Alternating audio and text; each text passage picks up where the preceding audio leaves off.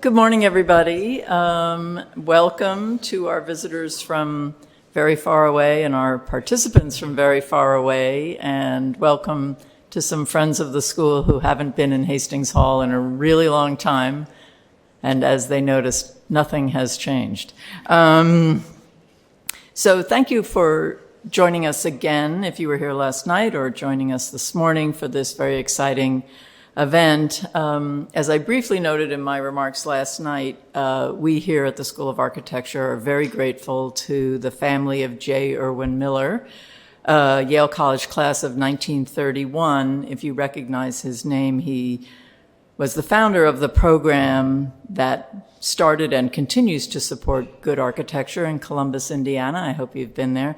Anyway, the Miller family gave the school an endowment in J. Irwin Miller's memory to support symposia here at the school. We try to do at least one a year, and we are very grateful to them for this ongoing support.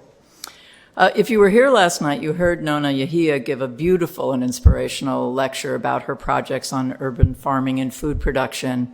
She's an architect turned entrepreneur on a mission for both meaningful employment for the physically and mentally disabled and healthy food access and food justice for all. Her project in Wyoming is up and running and inspirational, and she's building new ones in Maine, Detroit, and other cities across the country. So today we're going to hear from architects, entrepreneurs, planners, designers, policymakers, developers, and business leaders, each offering their own perspective on the rewards and challenges of urban manufacturing of all kinds, and how hybrid models might unleash new potentials for cities in the future. So I introduced Nina Rappaport last night, but I wanted to outline just a few other aspects of her work that led to this event. I won't repeat last night's remarks other than to repeat that she's a longtime member of our family here at Yale, 25 years now, so that's been a joy. Nina's research and scholarship on this subject began with a seminar on the topic of post-industrial factories and continued in a studio co-taught here at the School of Architecture with our graduate, Mike Tower, who got his degree in 2000. The studio was taught at Parsons, where they together, I believe, correct me if I'm wrong, Nina, coined the term vertical urban factory to represent this idea of returning industries to cities in new forms. And from her exhibition in 2012 and her book, Vertical Urban Factory, which came out in 2015, that all came out of that initial work. So the exhibition continues to travel. It was in Rotterdam this summer and is going to Germany this winter, all very exciting. And Nina has also been consulting on the topic of urban industrial revitalization, interviewing factory workers for a series called The Worker's Lunchbox. And this year she started a Center for Urban Industry at the Watson Institute of Keene University in New Jersey, where she teaches in their architecture school. So I'm very much looking forward to learning from Nina and all of you who have joined us for this symposium today. So Nina, I'm going to hand it over to you and welcome everybody.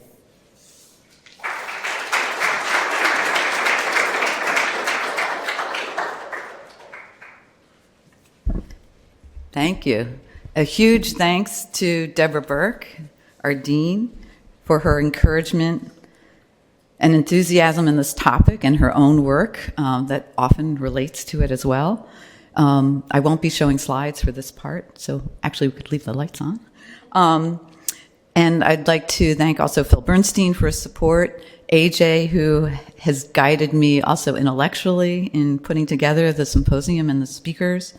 And thanks so much to Richard, who really is the glue that holds this all together. And we were joking last night he could do this all in his sleep. And then also to Ben for his assistance and David, our tech. I have really welcomed this much anticipated event as it's an accumulation and a continuation of collaborations and discussions and actions with participants in the symposium and also hope for new collaborators too. I've been fascinated with making things, with large-scale production, and the small craftsperson making things with their hands. Maybe it was growing up in Philadelphia, which was the workshop of the world, or my first visit to a water bottling plant in France.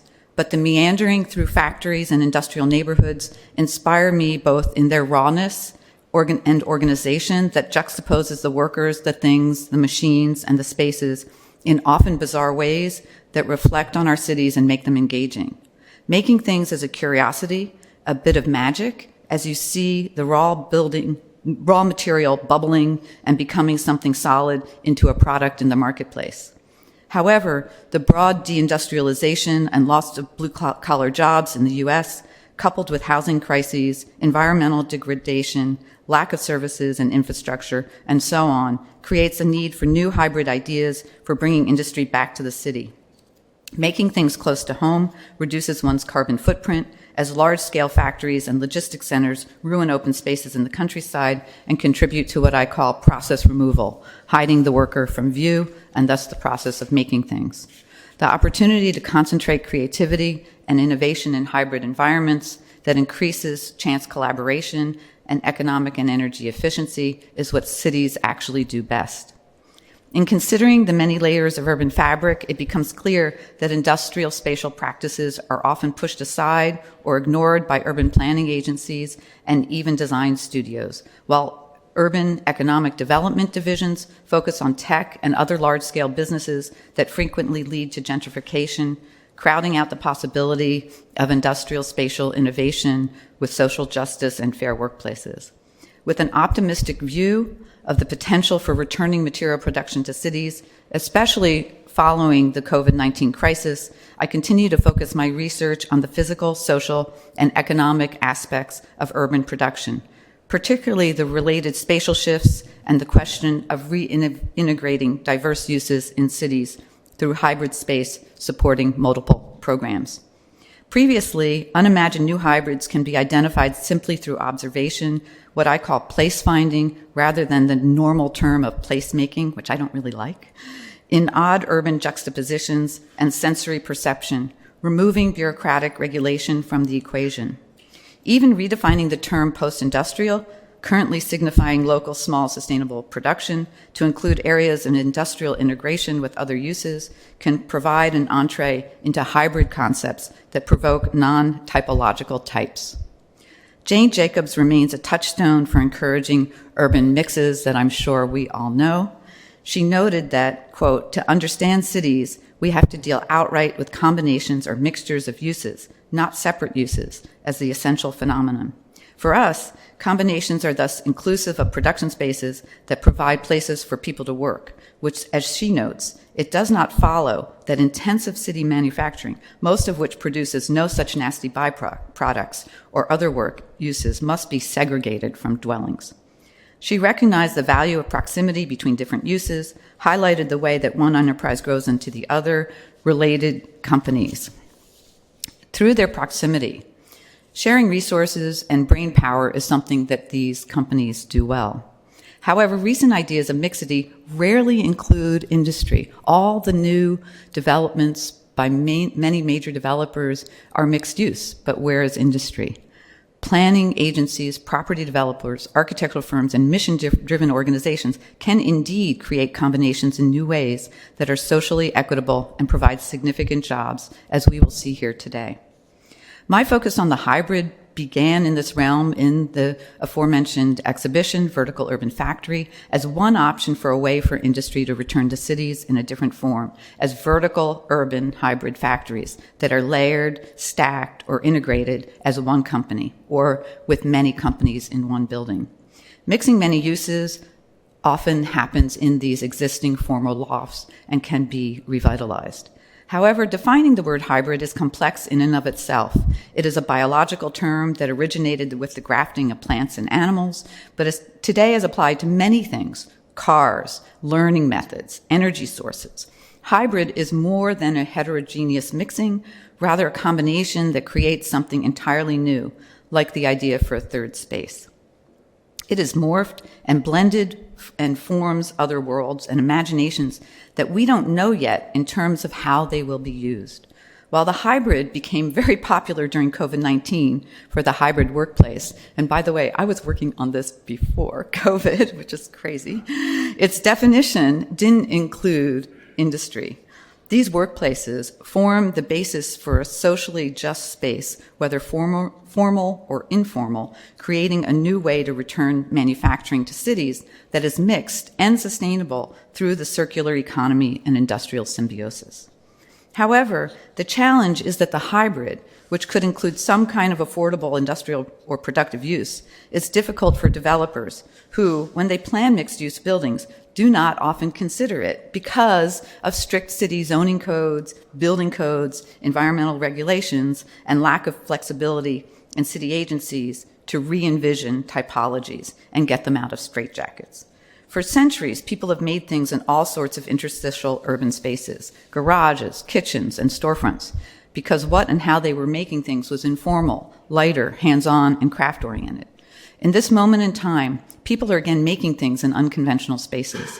While truck traffic and logistics circulation, including the last mile, require rethinking to accommodate these new occupations, products can be made in cities again because of the granular scale of smaller businesses and many more of them. I tried to shift a singular thought pattern in my own investigation and testimony at New York City Council meeting of the Land Use Committee in 2016, in which I addressed what I called mandatory inclusionary industry. For those of you from New York, it was kind of following de Blasio's administration's moniker of mandatory inclusionary housing. These are some of the kinds of new policy initiatives that need more traction as ways to include industry with community, housing, and other social needs. Indeed, material production will increase a city's self-sufficiency at the local level without denying global trade at the local scale.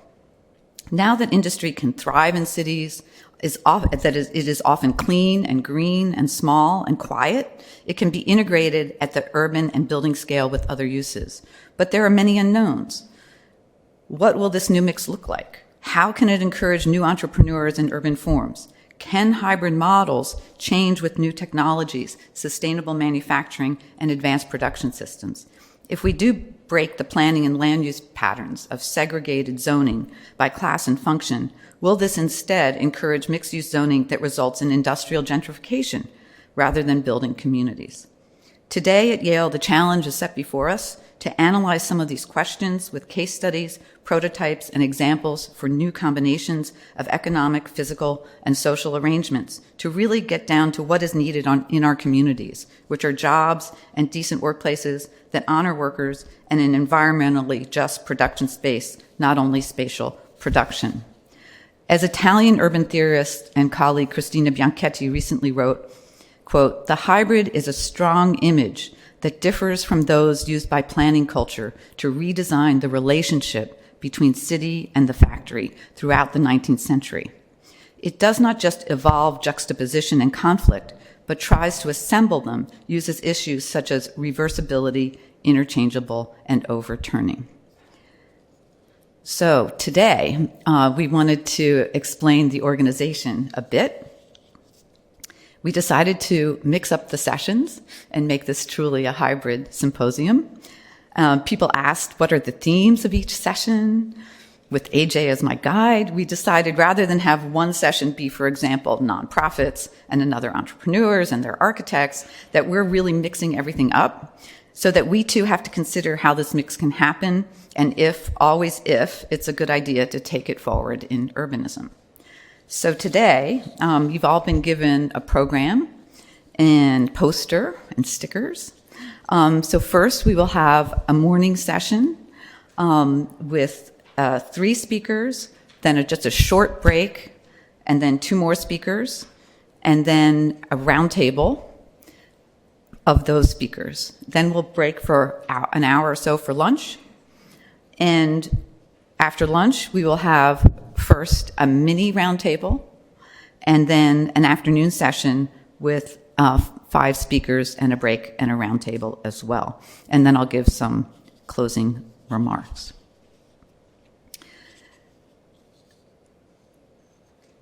So welcome to what we plan for an inspiring day here. So I thought I would just start with the first set of quick introductions. Since everyone has the bios, we're not going to give full, large introductions to everyone. And I'll start with the first three, and then Abby will come up. Abby Hamlin will be coming up to introduce the speakers and moderate the next session.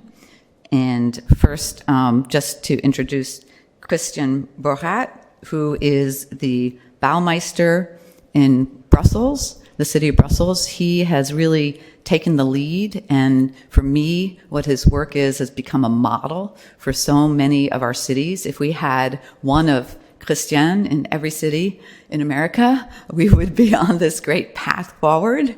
And so I'm very excited that he could be here with us today. Giovanna Fossa is a great colleague from Milan.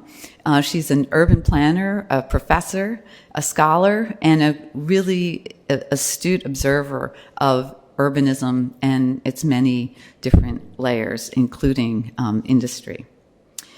Lindsay Green, in her new role at the Brooklyn Navy Yard, is creating a dynamic, mixed industrial environment that, through her leadership, will take us forward to the future with new tech and new ways of understanding manufacturing in the city.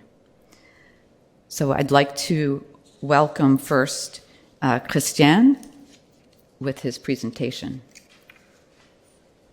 So good morning. I'm happy to be here, and I would like to thank, firstly, of course, Nina for the invitation. It's such a pleasure to know for us in Europe that on the other side of the ocean, there's a really strong advocate for keeping manufacturing in the city and reflecting and rethinking connections between manufacturing or between industry and the city. On my short word on my role in Brussels, so Bouwmeester Maître Architect, Dutch, French. Brussels is a bilingual city. And my role is in fact a hybrid role as well. One of the many jokes on hybridness that we will be making today, I guess. So I'm working for the government, I'm paid by the government, but I'm working in an independent way. So I'm allowed to be critical. I'm not making part of the hierarchy of the city services of Brussels and so on. I'm next to it.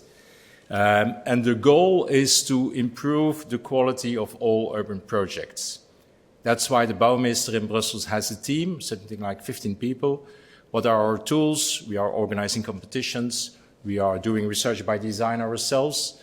We are giving a critical quality review on all building permits, planning applications above 5,000 square meters.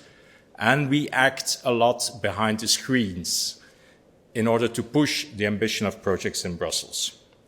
So we are working on a more larger scale, but productive city, that's the way that we summarize the idea of keeping manufacturing within the city. Productive city, Brussels, has been one of the main topics the last 10 years in regenerating some of the areas in Brussels. So my story begins with an impressive number. In less than 5 years, along the canal in Brussels, I will explain in a minute where the canal is situated, we were encountering a loss of floor area for workshops, for ateliers and so on, really being reduced by half in less than 5 years. So something was happening. All of these activities were gradually pushed out of the city, leaving the city themselves or being pushed out to cheaper places on the outskirts of the city or elsewhere in the world. The canal in Brussels goes, so Belgium, Brussels in the middle, the canal in Brussels goes right through the entire city, and from north to south links in fact Antwerp, the seaport, with the mine industry of Wallonia. In the 19th century, the canal area was really the place of industry in the city. Small factories, workshops, craftsmen, very much intertwined in the urban fabric.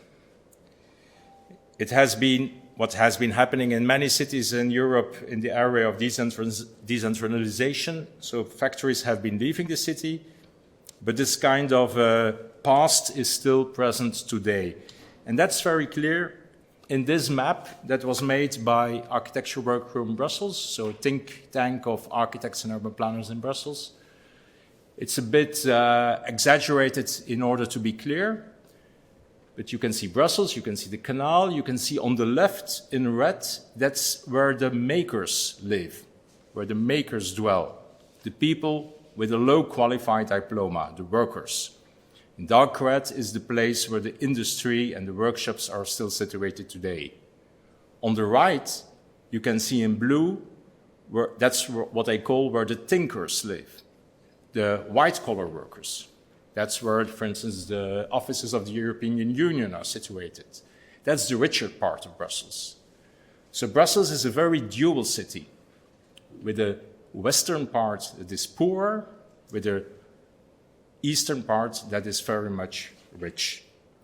And so this social rupture that is existing along the canal is one of the topics also that was very important in developing the general policy of keeping productive activity in the city. So what happened? What was the first step? The first step was to put it on the political agenda. So to find support and also a kind of acknowledgement, recognition on the level of politicians that this is an issue, that policy should be developed, that we should do something about it. This is the canal, a view of the canal. It's, in fact, it's a photograph something like 5 years ago. This is exceptional in Europe.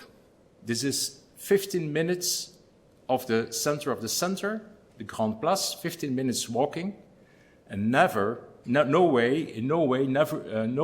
the European capital you can still find this kind of spaces so close to the city center. So Brussels is retarded in some way, is lacking behind to other European cities. So in other European cities, this would already have been redeveloped. It would have been a waterfront development with a lot of new apartments and lofts and bars and promenades, vibrant city, consumption city, without anything about production. So in Brussels, it didn't happen because Brussels is very bad in governance, very complicated, very slow.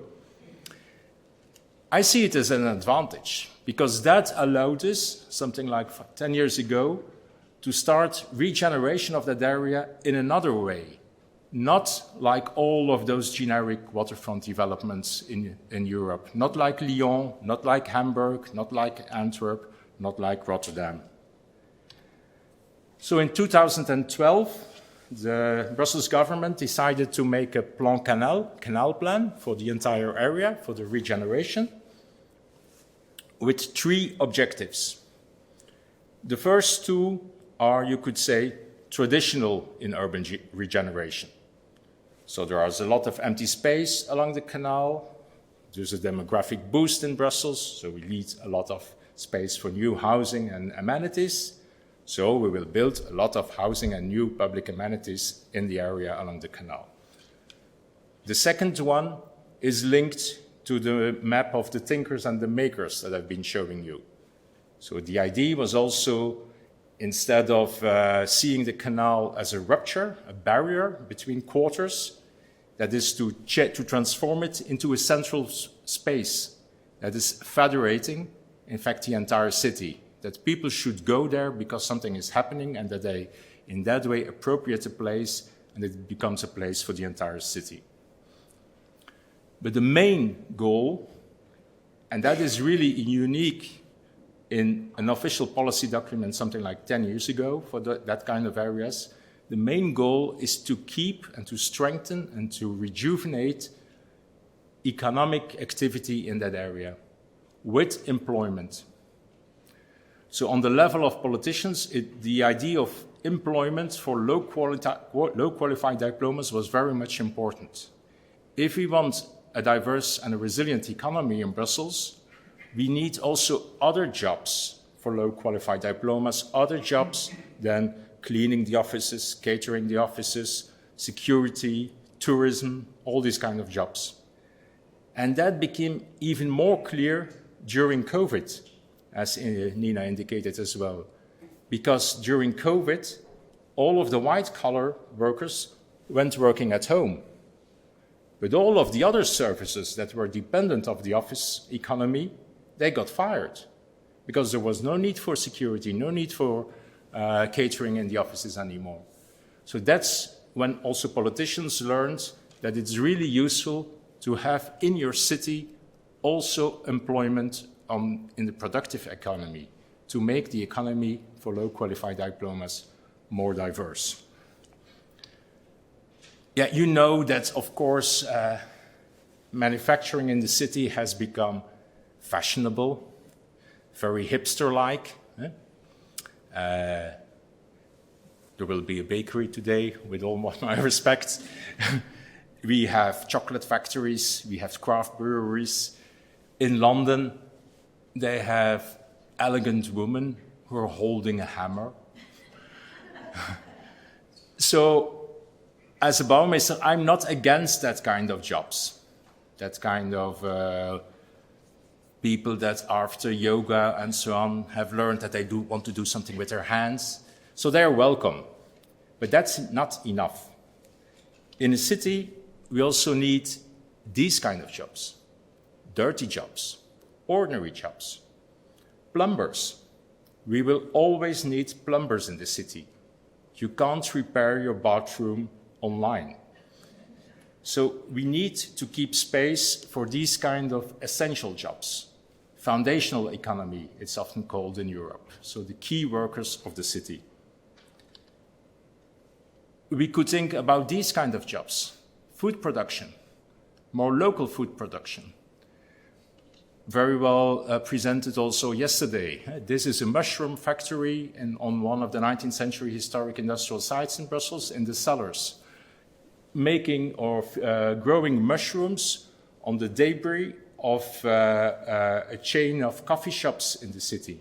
So it's a very much circular economy, and also one that can only exist in a city. That is why it is specifically urban. And then you have the next economy.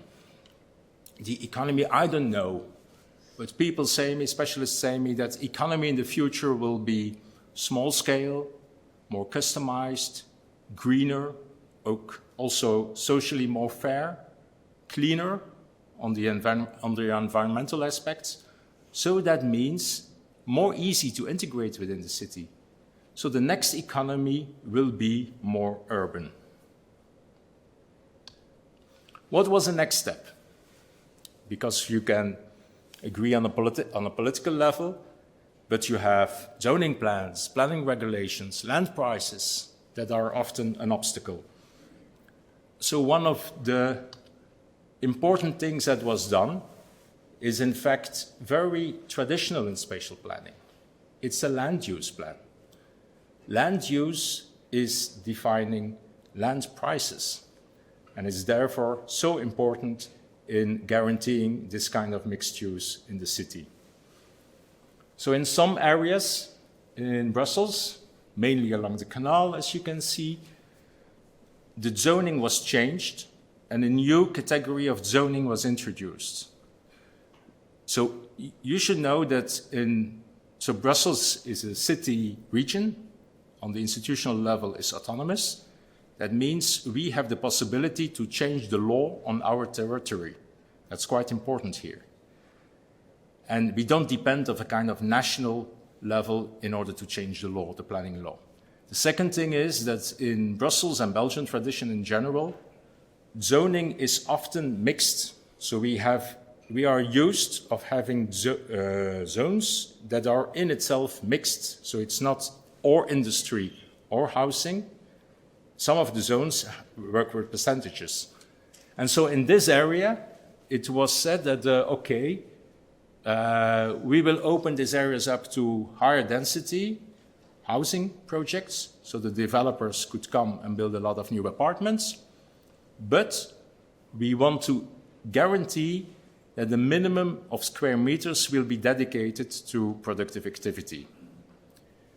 It's a bit complicated the way that it is calculated, but it's more or less 10% of the floor area should be productive economy. And so that has been forcing also private developers in order to integrate spaces for productive economy within their projects. So planning was very important in creating a conditions where new projects could be created. Then enters the Bouwmeester's office. So, because even you have the political level, you have political support, you have the planning tools that have been provided, but that doesn't mean that you have answers and solutions and concrete solutions. So the first thing that we did was developing research by design, by designing ourselves, how could that be done and what are new possibilities, because it's a kind of knowledge that has been lost in the field of architects and urban planners. In the 19th century of Brussels, it was the same architect who was building the factory, the workers' houses, and the house of the director of the factory. And the same architect was able to do all these kind of jobs. Now, the market has become much more specialized. Not only the architects, but also, for instance, for the developers, it was a hard work to make this kind of mixed projects. Because you're a developer or in offices, or in housing, or in economy, but then in business parks outside of the city. We launched also a research project, Research by Design, with Plus Office, with other architects, on several quarters in Brussels in order to investigate how these programs could be combined, how housing and industry could cohabitate, could go live together on the same site. So we learned a lot, and we were convinced that we were now ready for the last step, that is building, constructing, making the buildings for those kind of activities. So that's when we launched a set of architectural competitions as the Bouwmeester. Architectural competitions, so we organize a lot of architecture competitions. It's the first tool in order to promote quality in urban development, something like 50 a year. Many are for public clients, but especially in the field of productive activities, there were also many competitions for private clients. Sometimes the big developers, but often also an entrepreneur. So really someone who was making beer, who was interested to stay in the city, who is in fact an urbanite, who likes the city, who likes to make beer in the city itself, and who was interested in order to be guided for a site along the canal and organize a competition. So I will show you now a set of buildings that has been realized already in Brussels or that is being prepared to be constructed. So first one, for instance, is this one, so the canal, of course. And that what you see is not a sleek rendering, but it's a photograph of a built project. So on the foreground, there is the Village de la Construction, so in fact a dealer of building materials for people, for small contractors, or for people who are renovating their own apartments.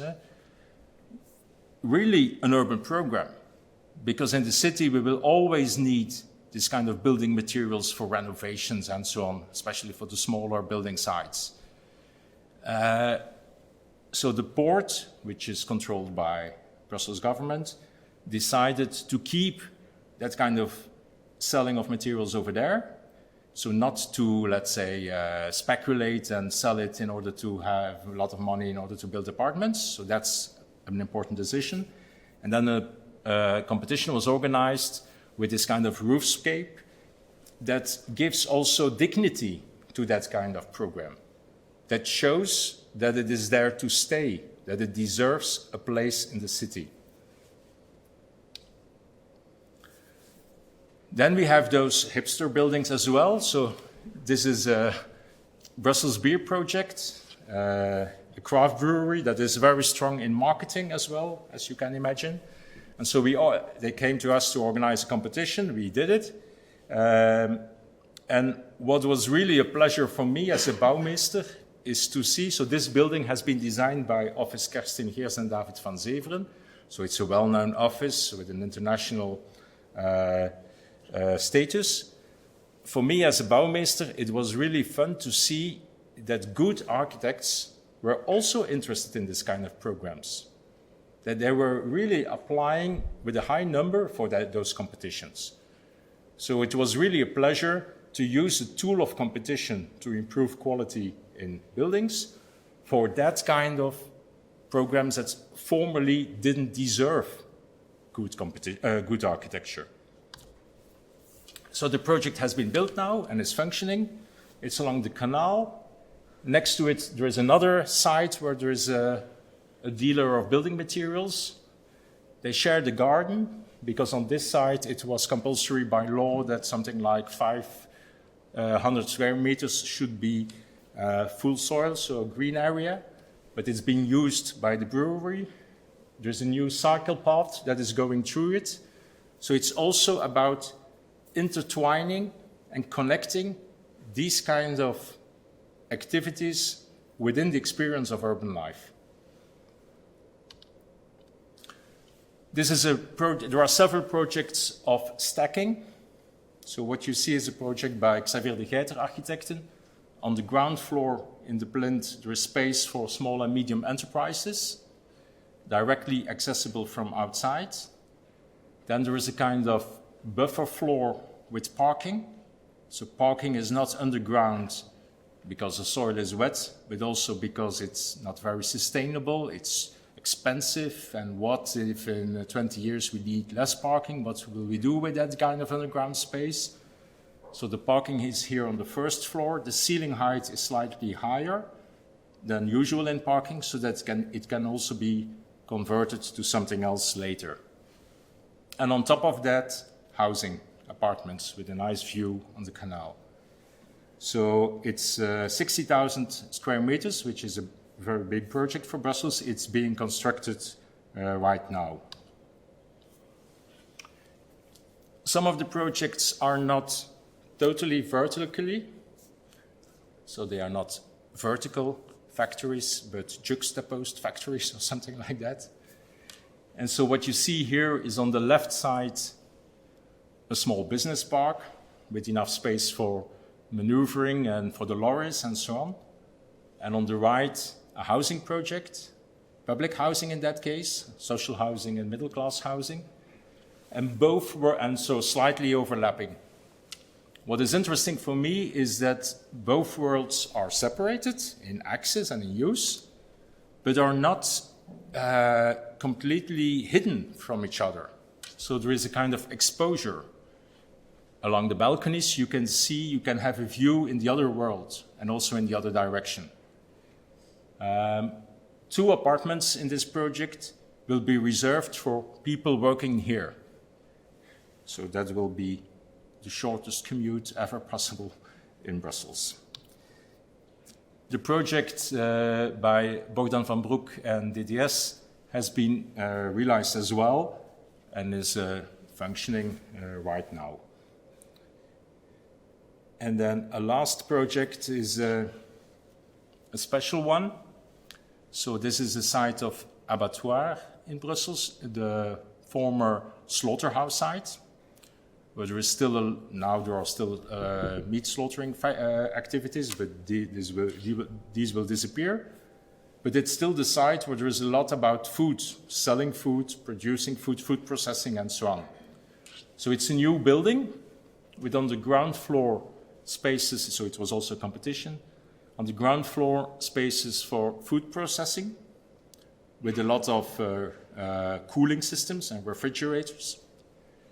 Then 2 floors of parking, because each weekend there is a huge food market, vegetable market and fruit market in the area, so we need a lot of parking. Also, the parking again is convertible because the mezzanine floor can be removed so that you have at the end a space of more than 5 meters. And then there was the idea, well, we won't have the roof unused. And then there was the idea to have a public swimming pool on the roof. Brussels is lacking a lot of open air. Brussels has no open air swimming pool, which is a problem.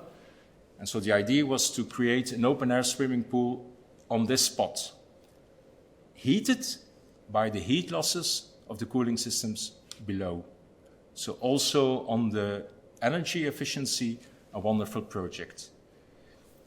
So for me, this is a typical Brussels project. So because of the territory of the city is very much limited. Outside of the territory of the city, Belgium is a complicated country. Outside of the territory of the city, it's or Dutch or French, while in our city, it's Dutch and French. That means that Brussels government doesn't want to export programs. We want to keep everything within our city.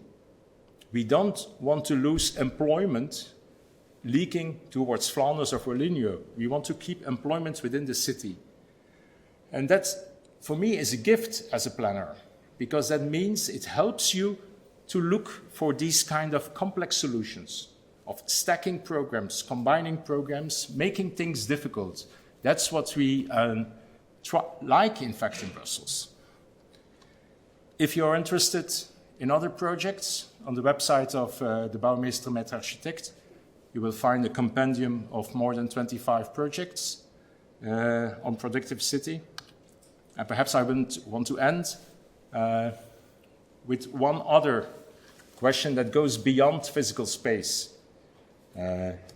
Because you could say that the last 10 years in Brussels have been dominated by, let's call it first things first, that's defend, keep spaces for productive economy. So guarantee that we don't forget to integrate these spaces in the new development. So guaranteeing the physical presence of workshops, of high ceiling spaces, directly accessible with the van, these kind of practical things as well. But now that we have these spaces, we can see that it's sometimes difficult to find the right tenant. A lot of them are small and medium enterprise, which is fine because that's easy to integrate in the neighborhood. And we also know that small and medium enterprises have more local employment than big factories. But on the other hand, we need also big spaces in the city for logistics. So I think an important question is, what kind of economy do we want in the city in those spaces? We should be selective. We can't have everything. So perhaps we should be selective and also only accepting city-oriented economy, circular economy. These kind of choices will have to be made soon. Thank you.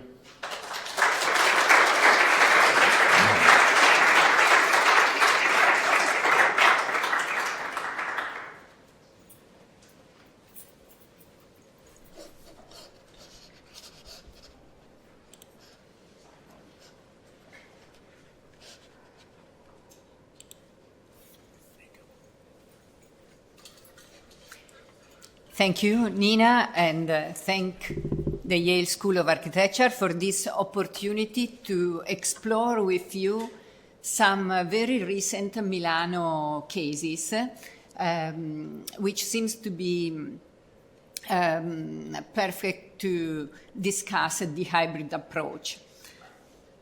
First of all, I would like to confirm you that manufacturing is still alive in Milan, not only in the region, but also in the metropolitan area and in the city itself, which is actually very small. The city of Milan is 3 times Manhattan.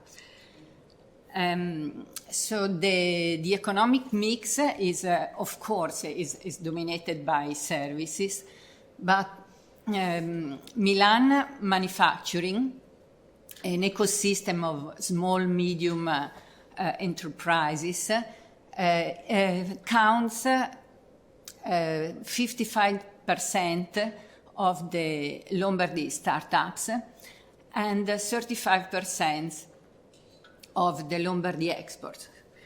And important, the production is increasing, getting back to the pre-COVID level. So, given that, we are fine, and we could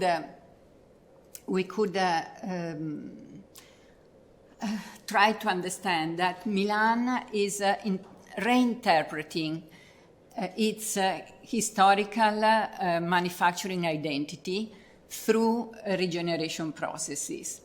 And we could observe a concentration of emerging hybrid factories along the northwest axis of the city.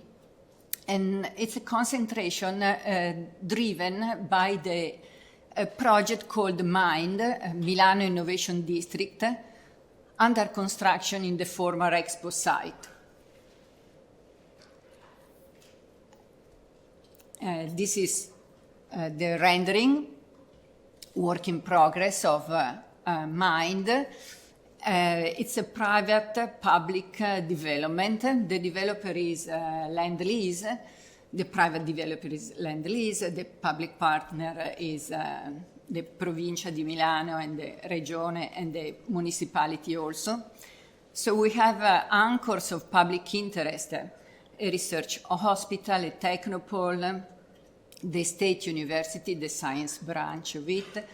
It also, which is interesting for us, the so-called federated innovation, which is an accelerator of startups and their community. And the master plan, it's a mixed-use master plan, very full of colors. And so light industry is 6% of the private gross floor area.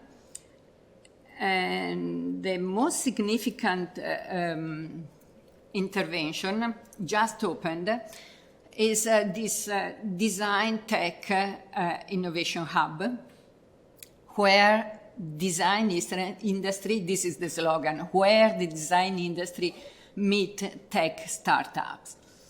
And it's located in a former pavilion of the Expo, one of the most iconic pavilion of the Expo, reused to that purpose by a consortium of private companies belonging to the design, furniture, construction field. And they have the ambitious aim to innovate the whole life cycle of buildings.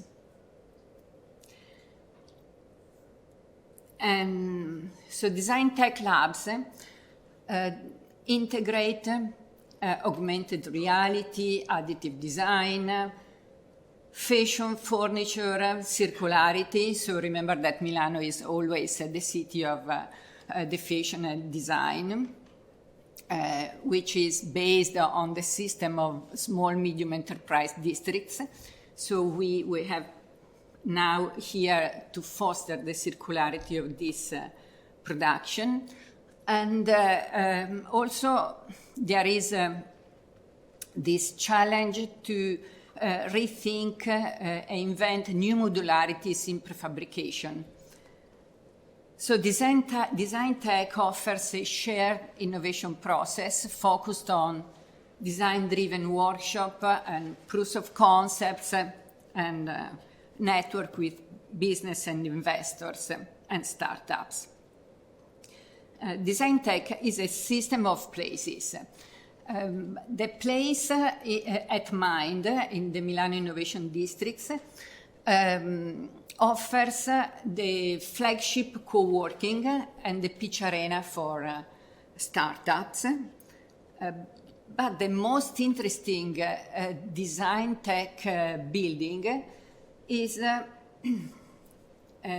this co-factory opening soon in the nearby Certosa district. It's a factory which is open, shared, in the design industry community. And it's a private investment.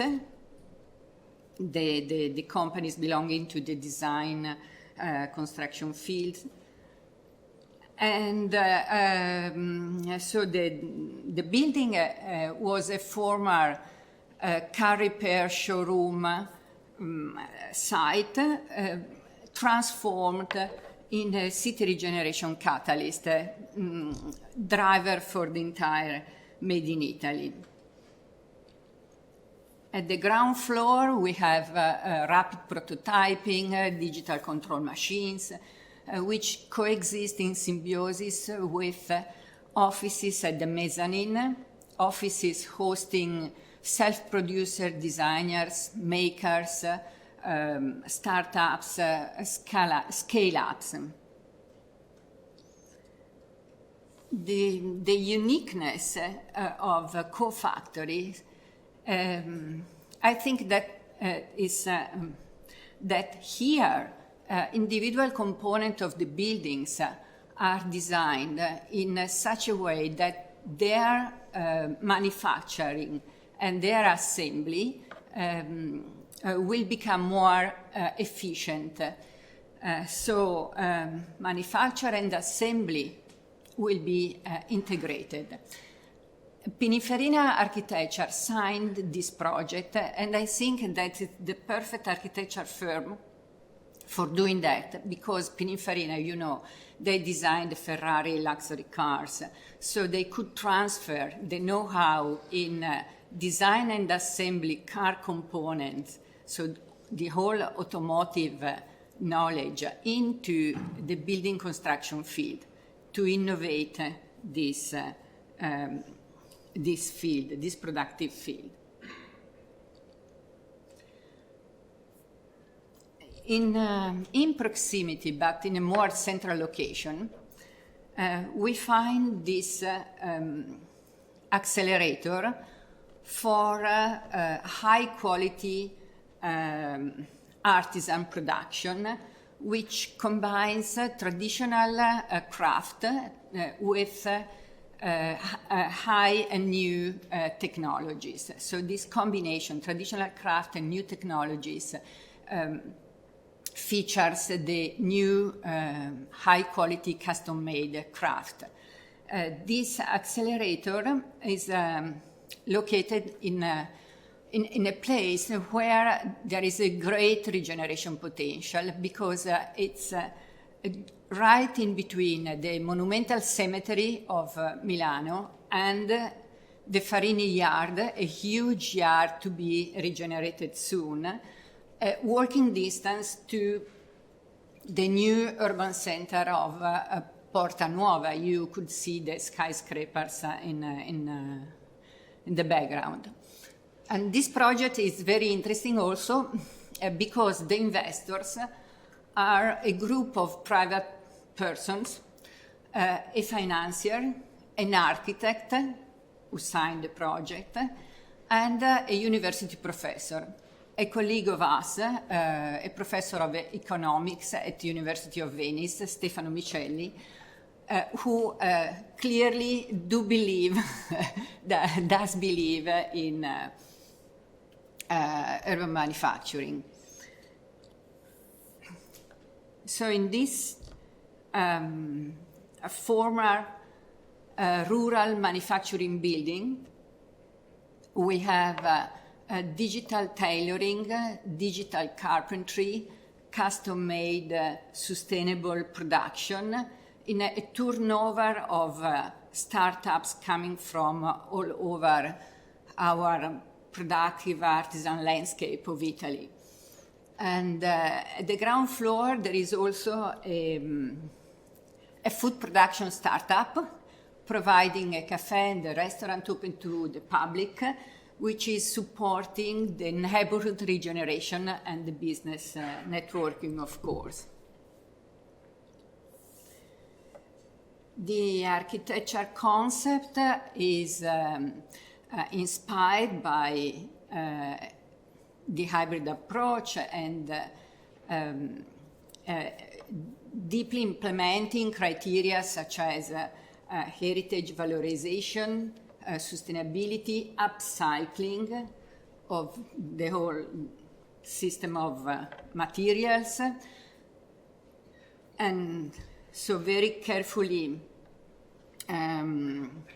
designed in order to provide energy saving and also reusing the original materials on site. And also the garden, it's explicitly adapted to climate change and water scarcity. It could be considered a dry garden. So this case was opened 2 years ago, and it's a success both for people and money. And so we have the confirmation that this kind of concept could work. And the regeneration effect was so fast and evident that the challenge now for this for this activity is to resist to the real estate pressure, because of course the location and the regeneration spread all around raise the issues. Moving to the Central Station district, there is the idea to reuse the historic warehouses which are inside the basement of the railway yard. It's the so-called Drop City project. Drop City, the name is taken from the American hippie community of the 60s, so the community is at the base of the inspiration of this project to transform this section of the basement of the yard into a new center for architecture and design. So the vision is a new neighborhood model where people's creativity could be exploited. Emerging architects and designers are involved in the design process, coordinated by Andrea Caputo. And so there is a collective approach also for the design. It's also this project, it's a private-public project. The city of Milan is involved together with the retail branch of the railway company, and the private developer is Nhood. So it's very identity project. We have 28 tunnels, which will host 3D scan, advanced prototyping, robotics, together with traditional carpentry, free exhibition galleries, co-working spaces dedicated for architects and designers, so with large desk, extra large monitors, and a material library to be organized according to the upcycling criteria in order to become a city collection point for waste suitable to be reprocessed in the design architecture world, and of course retail and restaurants. We have a very long historical facade to be restored, and the road attached will be redesigned with traffic limitation, a new greenway connecting the station to the Martesana Canal, and of course with a new pavement permeable and rich in vegetation. Let me just add a couple of examples of I don't know how to call it, training factories. So factories to prepare young people to become workers or manager of innovative manufacturing. And the first case, the first example is MADE Competence Center, located inside the Politecnico di Milano campus at Bovisa, in the former gas tank area and attached former industries. So it's a state investment to support the transition, the digital transition of the small, medium enterprises towards Industry 4.0. And it's located in a former factory, providing a huge demo center, demo space, and hosting important digital control machines. So it's act as a real factory for training young people, organized exactly as an Industry 4.0 and functioning, producing actually. The second example of training factory is the bike factory, supported by the National Artisan Association in order to foster the bicycle production chain, supply chain, which was boosted by the COVID incentives, but now is in overstock of production. So they didn't got the opportunity, they are not resilient, so they need to be supported and rebooted. So it's interesting the location of this training factory in the iconic velodrome of Milano, semi-abandoned, so it's perfect for an academy, productive academy for the bike manufacturing, and is located right in the city center. You could see in the background the skyscrapers of city life. So planning, Milano City Plan helps the hybrid approach, not directly, but in two ways. First of all, allowing always the change of uses between urban functions, including urban manufacturing. Of course, previous environmental remediation if needed. And second, the city considers of public interest those innovative economic activities who could have a urban regeneration effect, such as hybrid factories. And in that case, a city doesn't count the gross floor area for urbanization taxation. And also the Regione Lombardia is supporting this hybrid approach because prescribes that new industrial and logistic activities have to be located inside the regeneration areas. So about policies, very briefly, so the city policies, once again, not consider directly the urban manufacturing, but as part of a broader strategies aimed to social inclusion with special attention with the middle class. This is a news for Milan. So the link in between urban manufacturing and the middle class. And the other strategies are, of course, the resilience of the urban ecosystem and the circular economy. So in this big frame, the urban manufacturing is considered one of the key factors.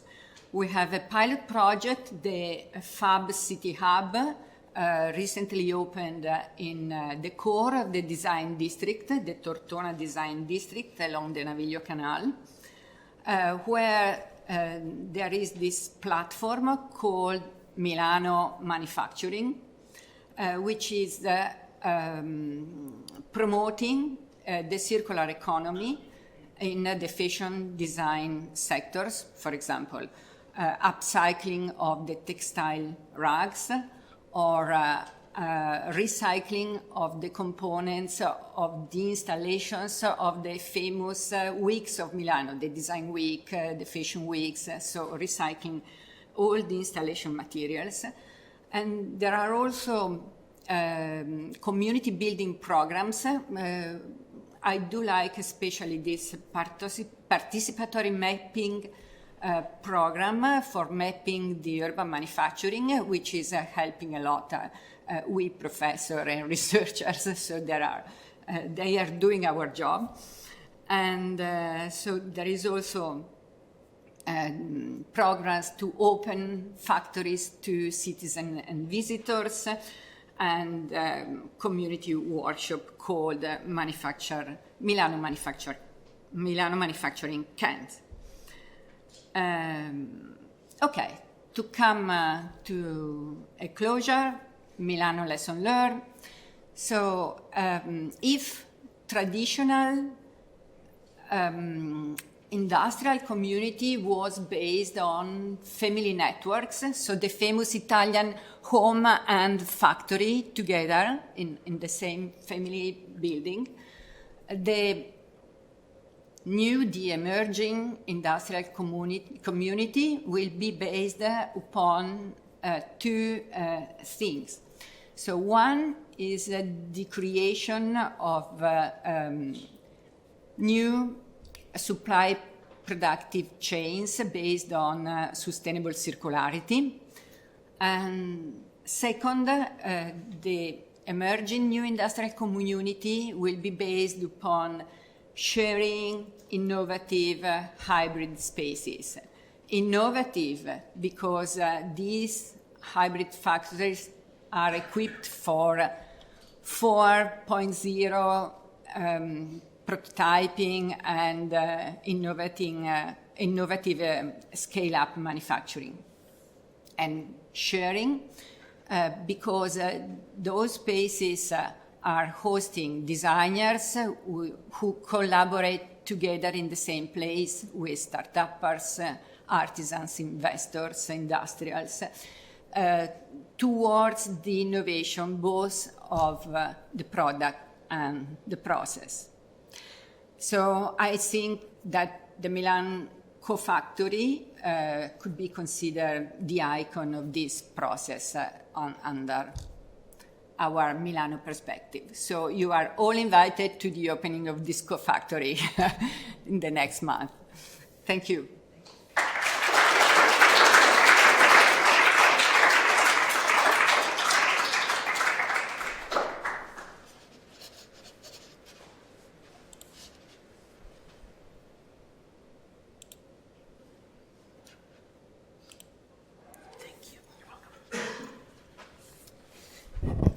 Hello, everyone. I'm Lindsay Green. I'm here to tell you about the Brooklyn Navy Yard. So we are a existing 300-acre urban manufacturing and innovation campus. We've had the benefit of the focus on industrial planning and retaining an industrial economy in the city of New York, in the 5 boroughs for several decades. It's, I think, a unique property because it was an actual formal naval shipyard. That's why there are so many of these are waterfront infrastructure elements that are what we call dry docks, where you can pump all the water out to make room for a ship to do underside repairs. And the city took ownership of the property in the 80s, and it kind of sat fallow for much of the 60s and 70s, and the city didn't have money to invest in it until really the 90s. And so a lot of what we spent time doing was getting the buildings back into functional shape. You could drive large vehicles through most of them. We had wild dogs and wild geese.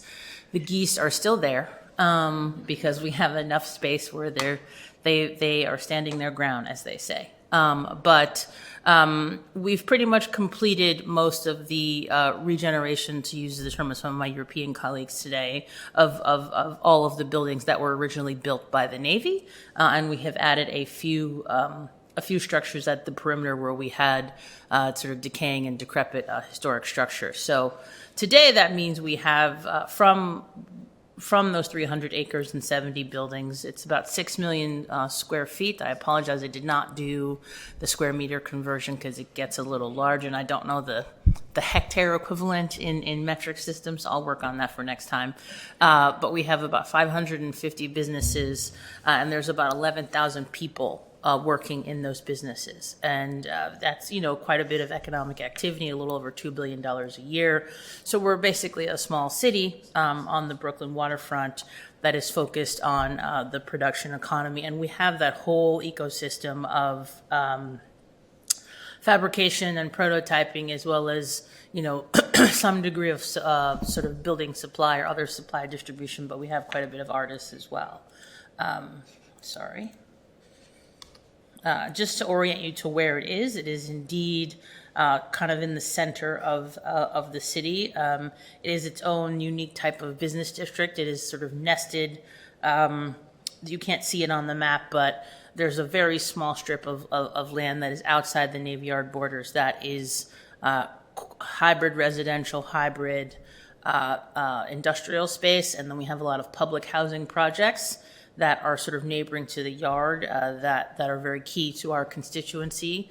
When we think of who we owe middle-class jobs to, it is primarily those constituents first and foremost. That dates back to the Navy itself being, in addition to a place of innovation for the Navy, was a place that employed a lot of women and a lot of people of color, particularly Black New Yorkers, at a time where that was not popular or acceptable. So we have a pretty wide mix of companies. I often tell people pretty much anything you can think of being made in the world, someone makes it on some scale in the Navy Yard, from a robotic arm to kombucha to bioengineered microbes or a heart valve or an electric bicycle, as well as, very serious, elaborate staircases that go into high-end hotels. And then we have a heavy mix of working creatives as well. We have a lot of commercial artists that have their studio spaces at the Navy Yard. We have a fairly large film and TV soundstage campus that is about a third of the acreage at the Navy Yard. And then a very small percentage we have started to deliberately program as the owner of the property to provide amenities, principally places for people to eat. Since we are sort of isolated down on the water, and it's a solid 7 to 10 minute walk, depending on how fast you get your steps back up to delis and things like that. I like to highlight, there's this one particular building. This is actually what it looks like today after a lot of painstaking restoration. If you ask our head of design and construction to talk about the windows, she will run away from you. Because they had to be remade in their exact historic character as wooden frame windows, which is obviously not sustainable, but they look very pretty. But it originated as a place where wooden boats were built for the Navy. And then it was a place where the pink sweet and low aspartame packets were made for a very long time in a deeply not automated process. But it was a family-owned business that had a lot of accountability toward the workers, and they felt as if it would be harder to figure out how to transition to an automated factory in place. And so they kind of stalled on making that decision, and ultimately in 2017 just decided to fully outsource and end all of their production.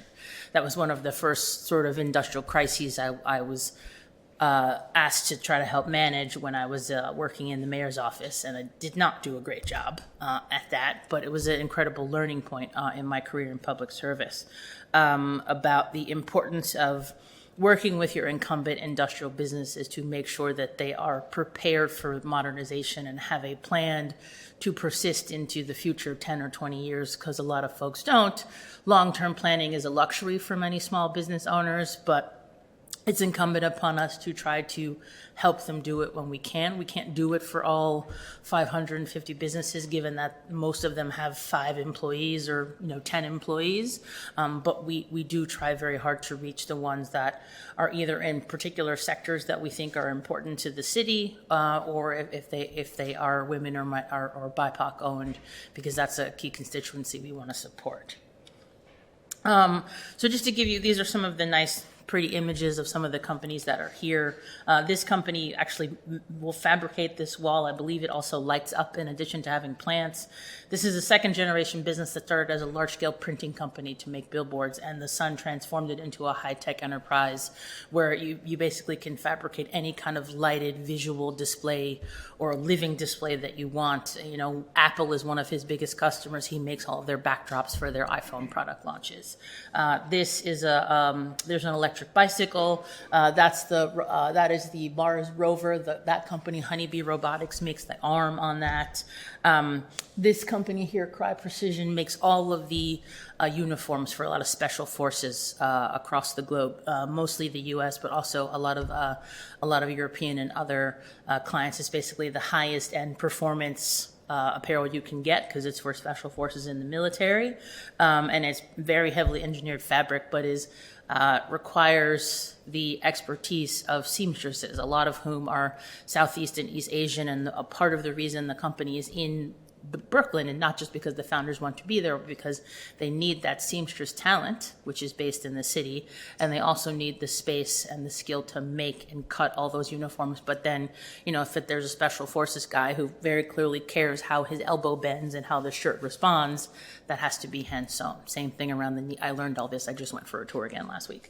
And they also, as an aside, they have spent the last several years trying to design body armor that works for women because, you wouldn't be surprised by the military. They didn't make body armor that accounted for breasts. And so women just often don't wear it, which doesn't work. And so they've spent a lot of time trying to design and work through what that looks like. So that was sort of exciting to see. But we have fashion companies, we have farming companies, we have other sort of inspection instrument companies, and then we have design and architects as well as some incubators. We have a rooftop urban farm. That's just a snapshot. So I want to spend a few minutes, again, I'll get to the buildings in a second, but just talking about a lot of what we do, having gone through the decades of emphasizing the need for the space, sort of to Kristen's point, you have to then focus on what is in the space that you create and what is the purpose of that space and who's the economy for. And again, in addition to the Navy Yard, what it was for the Navy was a place of inclusive employment, and it was a place of innovation. It was where the Navy first did its first diesel ship, its first steam ship, and it was where a lot of the original submarine sailor safety gear was created, among other things. But that workforce component and being inclusive is a huge piece of our mission. We have always had an employment center on site that would connect workers from the local Brooklyn community to the companies that are based at the Navy Yard, and we have grown that over time. That is a staff of about 8 people. We have regular open office hours.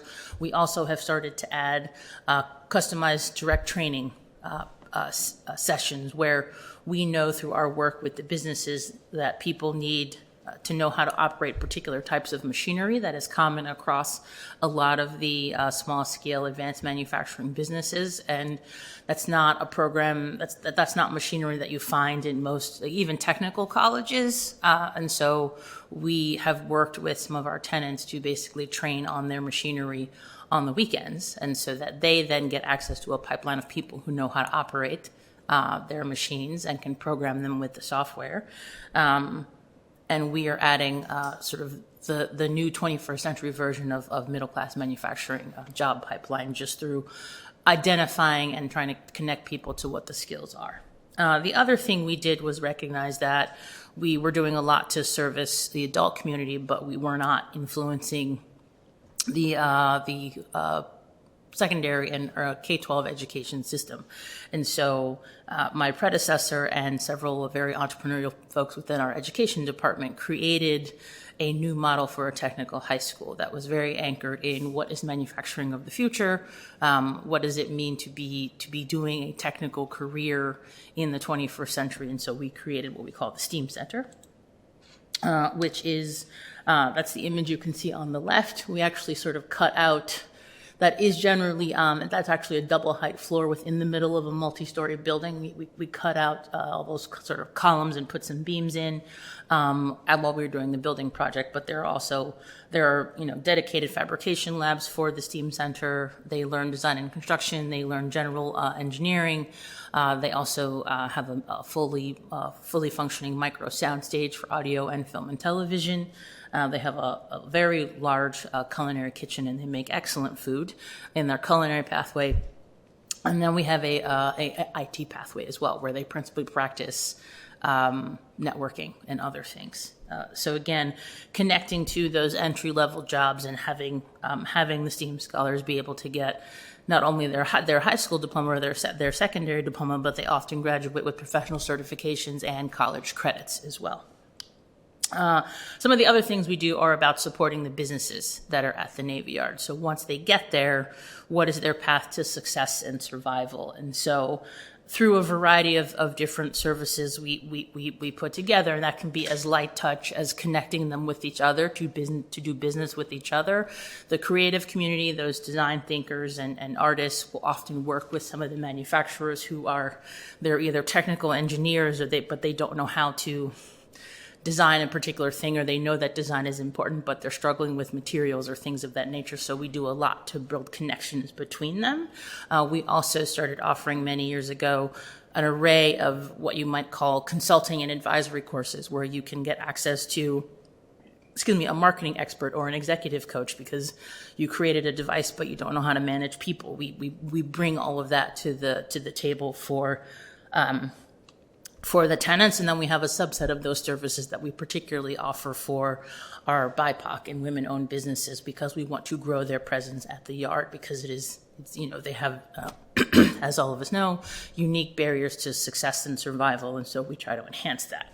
The other sort of, one of the other legs that we bring to the table in sort of planning the space is a lot of the incubators that are built with, like the Co-Factory, as well as some of those collab spaces where you have pre-built prototyping facilities, you have staff on hand, so you can sort of show up with an idea on a napkin, and someone in a place like New Lab can help you create your first device. The electric motorcycle that I showed earlier was created in that fashion. He also went to find an acoustic engineer somewhere in the community because he realized an electric motorcycle doesn't make any noise. For people who are motorcycle folks, that sort of was a downer relative to, Harley Davidson's, but also it's not safe. So he created first of all, he used kind of a sustainable plant-based sort of plastic resin to make a sort of sound box. And then he built a sound device and a vibration device that benefits the rider, so they can turn up the sound and the vibration level to their desired vroom vroom. But also it projects. It's also an audio box, like a speaker, that projects the sound so that people know the motorcycle's coming. And that was just through the sort of connection to the creative community. And so that's really a startup community at New Lab. And then we have a university-anchored research facility that is just opening. And we are going to be rolling out additional probably incubators that are targeted to supporting entrepreneurs of color and other particular groups. And so these are just some of the spaces. That's the university space on your left, as well as this is New Lab they also throw very nice parties. And so this is a shot from some of their parties, but it's an old site where I think engines were built and sort of pushed out the end of the building. That's why there's still the crane architecture. And they usually build elaborate product showcases sort of throughout the floor.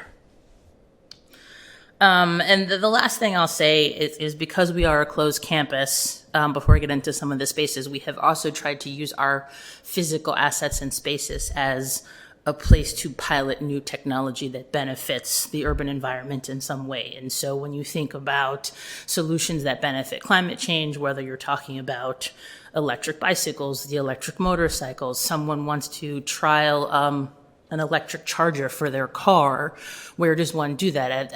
I like to sort of talk about we all remember the stories from several years ago about, driving the autonomous vehicles in the desert. And then when they left the desert and went to the small town, it was terrible. But those devices and sort of many other things have to have a cascading scale of real life trial environments in order to be safe enough to deploy inside cities. And so as a functioning small city within the boroughs of New York, we try to offer that access to companies. We've been doing that informally for quite a long time, and we formalized it last year. So I'll show you just an array of our building typologies. The Navy built all of our buildings.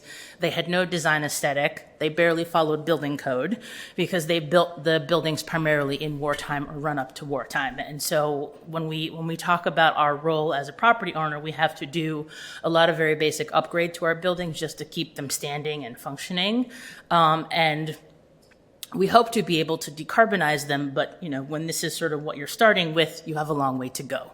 But there are people for whom they see this, and if you're a production company and you make something, like one of the companies interested in this space they do sort of like I think digital light fabrication of some sort. They saw the high ceilings, the wide open spans, the garage door, and they were like, "This is great." And it's our job to keep it affordable. But, the challenge is it doesn't really have a sprinkler system. The fire alarm maybe doesn't work. You can see the condition, but this is very precious real estate for a production company who has a need to be in New York City, even though it is very old and not sexy. This is a slightly newer building. It looks, there's not really any charm because it's basically a metal shack, but it is 100,000 square feet. But this is also gold. It's one of our largest spaces. And this is of interest to people who want to build boats to sell to very rich people who are based in New York City. There's any number of things that could go on in here. And then we have our larger multi-tenant buildings. This building right here is actually where our administrative offices are. And one of the interesting things about this building, this was where the Eastern Fleet Commander's offices were for the Navy for a bunch of World War I and II. And it was only on the top 2 floors. And then every floor below that had no windows. It was just concrete because it was storage. And so one of my predecessors' first big projects was to rehabilitate this and make it suitable for something other than storage. And so a huge chunk of the budget was just making laser cuts and drilling and pushing out all of the concrete activity. So this is what the spaces look like now. And because the Navy built it and it was for storing who knows what, it has very strong industrial bones. It has good freight elevators. The floors are built to hold a lot of heavy machinery or heavy items. And so even though by any looks it could be an office tower, it is built structurally to be a place where production activities take place. And that's sort of an updated version of that. The building next to it is very similar. We have sort of 4 or 5 buildings right in sort of a cluster around that house several hundred businesses just on their own there. We call them our workhorse buildings. This is building 3, the one I talked about. A sort of similar structure, open span columns, decently high ceilings, strong subfloor, but it's just an older typology. But again, it's very affordable. And then this is a new building that we built. One of the other accountability metrics that we had, in addition to owing the community jobs, for a very long time, most of the surrounding community had no place to buy fresh food. And so the city, through the Navy Yard, had made a promise to bring an affordable fresh food supplier to a corner of the Navy Yard that we couldn't structurally do very much other activity there. So we built a retail complex in one corner of the Navy Yard, and we secured through our development partner a retail store called Wegmans, who's used to operating in the suburbs. They were very panicked about not having hundreds of parking spaces. And so we have some surface parking that is there. And then there was a garage that was built, and we collaborated with the developer to say, why don't we put light industrial space on top of the store and on top of the garage? And so this is the building that is on top of the garage. You can see The parking floors are the sort of bottom 4 floors, and then we have 4 floors of industrial, and then we have a hybrid industrial office space, slightly lower floor load at the top that we think is suitable for life sciences or biotechnology. But that's what that floor looks like. And so when we think about the future, as I said, we completed all of our regenerative activities of the buildings that existed. We knew that if our commitment is to be a hub of economic opportunity, how do we do that if we don't have new space? And so we identified 3 places around the yard where we could build new buildings and release a sort of visionary master plan for them in 2018. And a lot of what I have spent my time with the team doing since I've been in my role about a year and a half is progressing on planning for the first of the site, which is the Williamsburg site on the top right. That actually would be multiple buildings. And we're going to sort of advance on one of them, but each of them can hold, upwards of 1 million square feet a piece. And part of one of the things I wanted to highlight is, well, why do you need new industrial space? Yes, it can be aspirational, and it's one thing to fill up and tenant a building you already have, but why do you need to build new? Certainly in this economic environment, I get a lot of cross-eyed looks when I talk about it. And it is an uphill battle for sure, and not everyone believes in urban manufacturing, but I like to tell the story of some of the tenants that are here that are making devices focused on addressing climate change and other sort of industries that are projected to grow in the future. So these are different cooling devices. Most buildings in New York City heat themselves on natural gas boilers, mine included. So the device on the left is a device you can put over a traditional steam radiator that will reduce your energy efficiency by like 40%. This won't be as good as the electric air source heat pump that is on the right, that is through the window, that is going in our public housing facilities. But each of these companies is doing their R&D and prototyping at the Navy Yard. I had hoped to be able to convince them to do their manufacturing at the Navy Yard, but the timing of when they needed to deliver their devices and the spaces we had available didn't line up, but they're just examples. The electric motorcycle company, again, motorcycles are niche. The founder there can do, several hundred bicycles in his space or in the Navy Yard to his heart's content. The company Tomtex is making vegan leather out of shrimp shells. And so that is a picture of some of their finished product, but they're doing all their manufacturing right now in New York City. And when they get scale, they will be able to sort of produce a raw material that then can plug into traditional textile processes that tend to happen outside of the city. So that's the why behind the new buildings. And then here's a little bit of a preview of the new buildings themselves. These are the original renderings. We are having them updated. But the idea is that we can build the 3 buildings. We will start off with something close to 1 million square feet in the bottom left corner. We will also build a public esplanade, again, trying to build that hybrid open space, but we do have a lot of active industry. So what is interesting about these buildings is that there's public-facing retail and things on the promenade. The promenade itself is several feet raised above the water for resiliency measures, and then there's traditional large truck loading and things like that behind the retail on the other side of the building, on the backside on the street.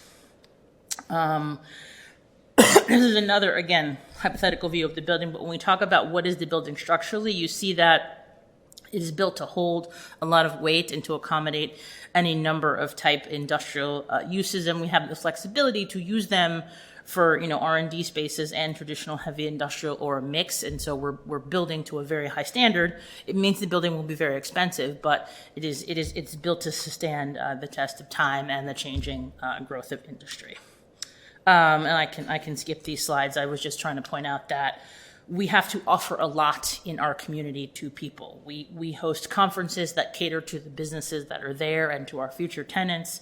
We have to host spaces for relaxation and getting out of your sort of dark production space. And we have to provide spaces for people to eat.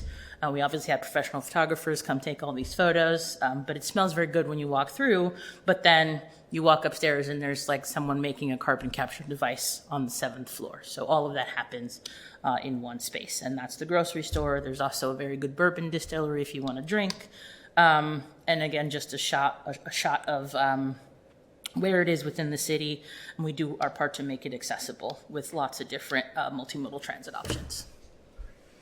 That's it.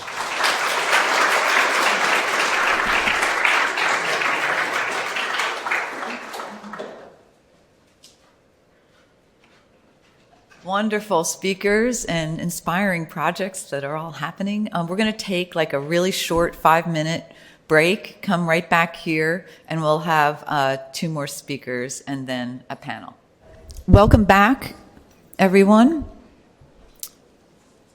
We're so glad you're all here. Next, you will hear from Vard Verbakel, who is a great friend and colleague.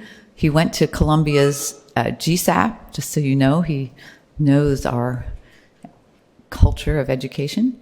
And then after Vard, we will hear from Charlie Nagaro of Chabasso Bakery, the local New Haven bakery that I'm sure you all know from Atticus and other places. So welcome to both of you. I want to mention, too, that Vard's project was shown and he's been part of a lot of the work in the city of Brussels. So part of the whole team there. Okay, welcome. We just got a piece of the bread that we'll hear about in a second.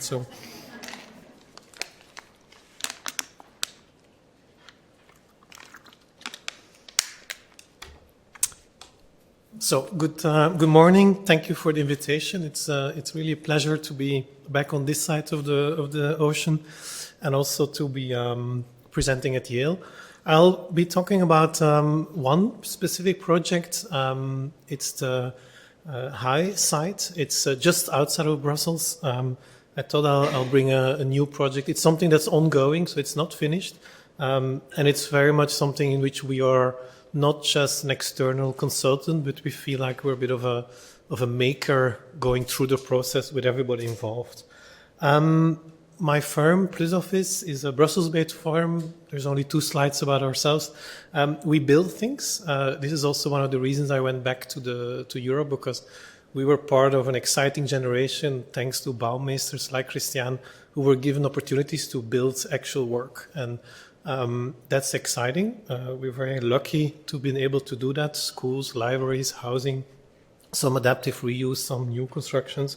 But we're also a process and an urban design firm that's very much invested in how do we get there, not just to build work, but also who do we need to get there, and what kind of topics do we need to research to come up with new master plans and new approaches.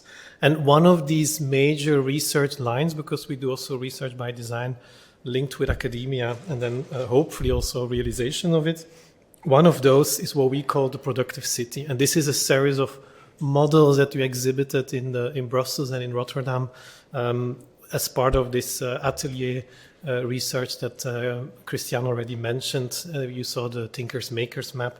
So these were all models of how this hybrid new productive city could look like. It's highly speculative. It's really design research that we do. And with that, we entered, well, there's at least one of the entrances into the discussion of what productive hybrids can look like.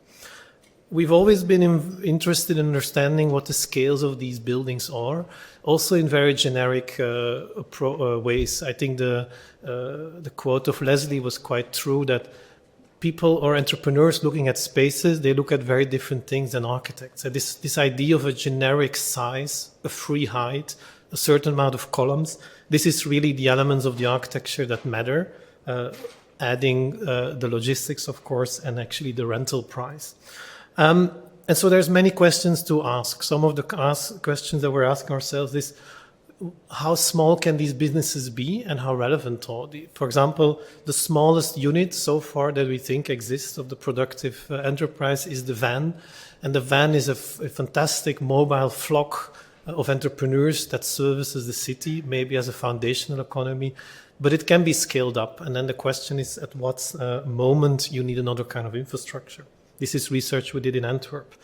We're also building some projects, or trying to get them built, let's put it at that, where these new housing projects and the industrial plinths are combined. And so then the next question is, how do you make it work, this living and the making? It's not that all the people living there will be working there, but at least they are sharing the same space. And then it becomes a physical question about nuisances, noise control, fire safety, and so on and so on. But then also, there needs to be a discussion of for whom are we doing this. I think this social aspect, and yesterday's keynote was very much involved in that.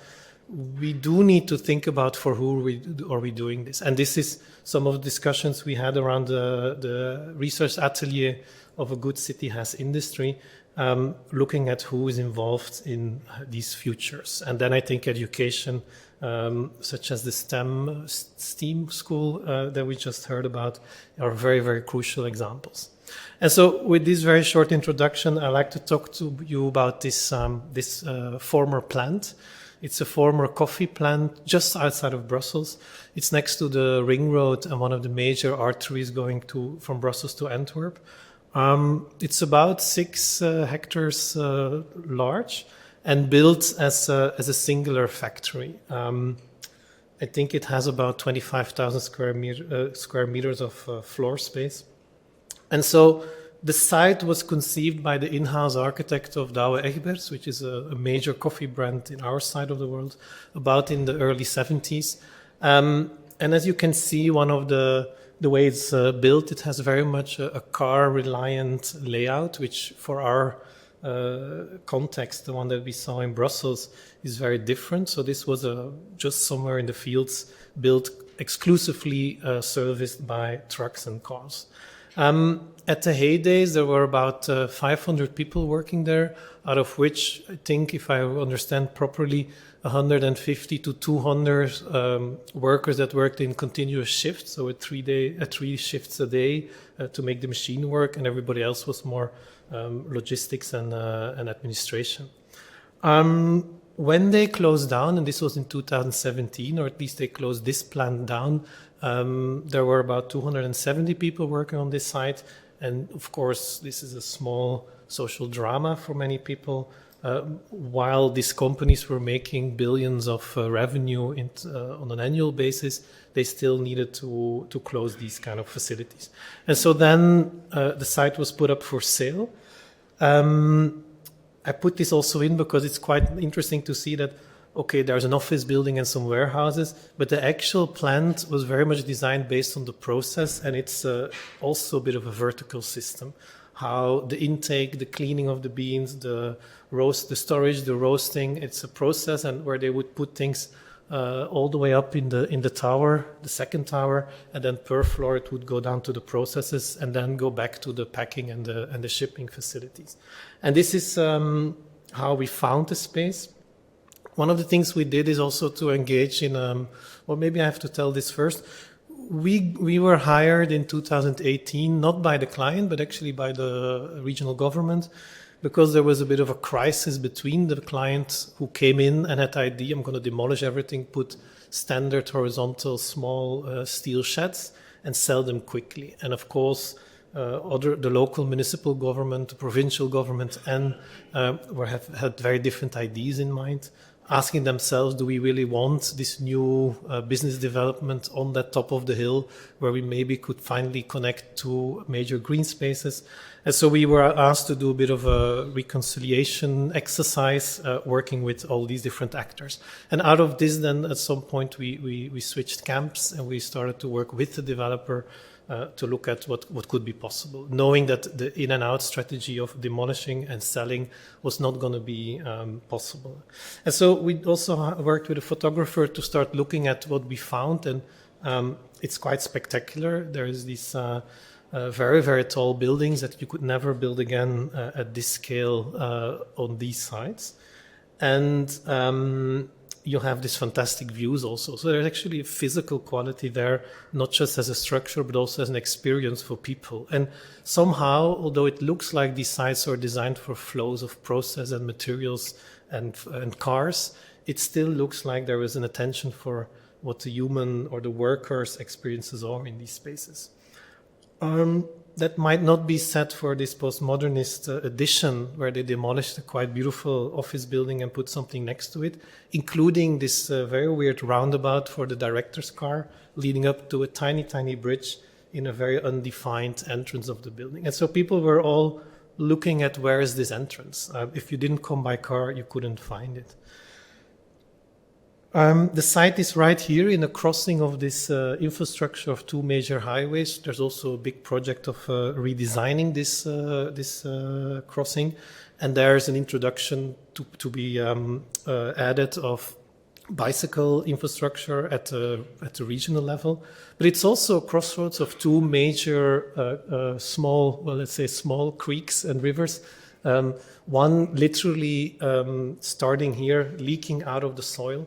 There's a bit of a hillside, a counter of agriculture, and there our sites sit, which is important because we are also a harvest of very, very clean water. All the water that falls on the roof has an A grade, which can be used in the food processing industry, including also the agriculture. So some of the farmers around us are asking, can we use your rooftop water? Because it's if we have to pump it up, we cannot use it for certain type of food production. This is what lies around it, and these are the vistas that we have. So let's also meet the client. This is a women-steered developer. That's Kathleen. She runs the business, and they normally do office and industrial real estate.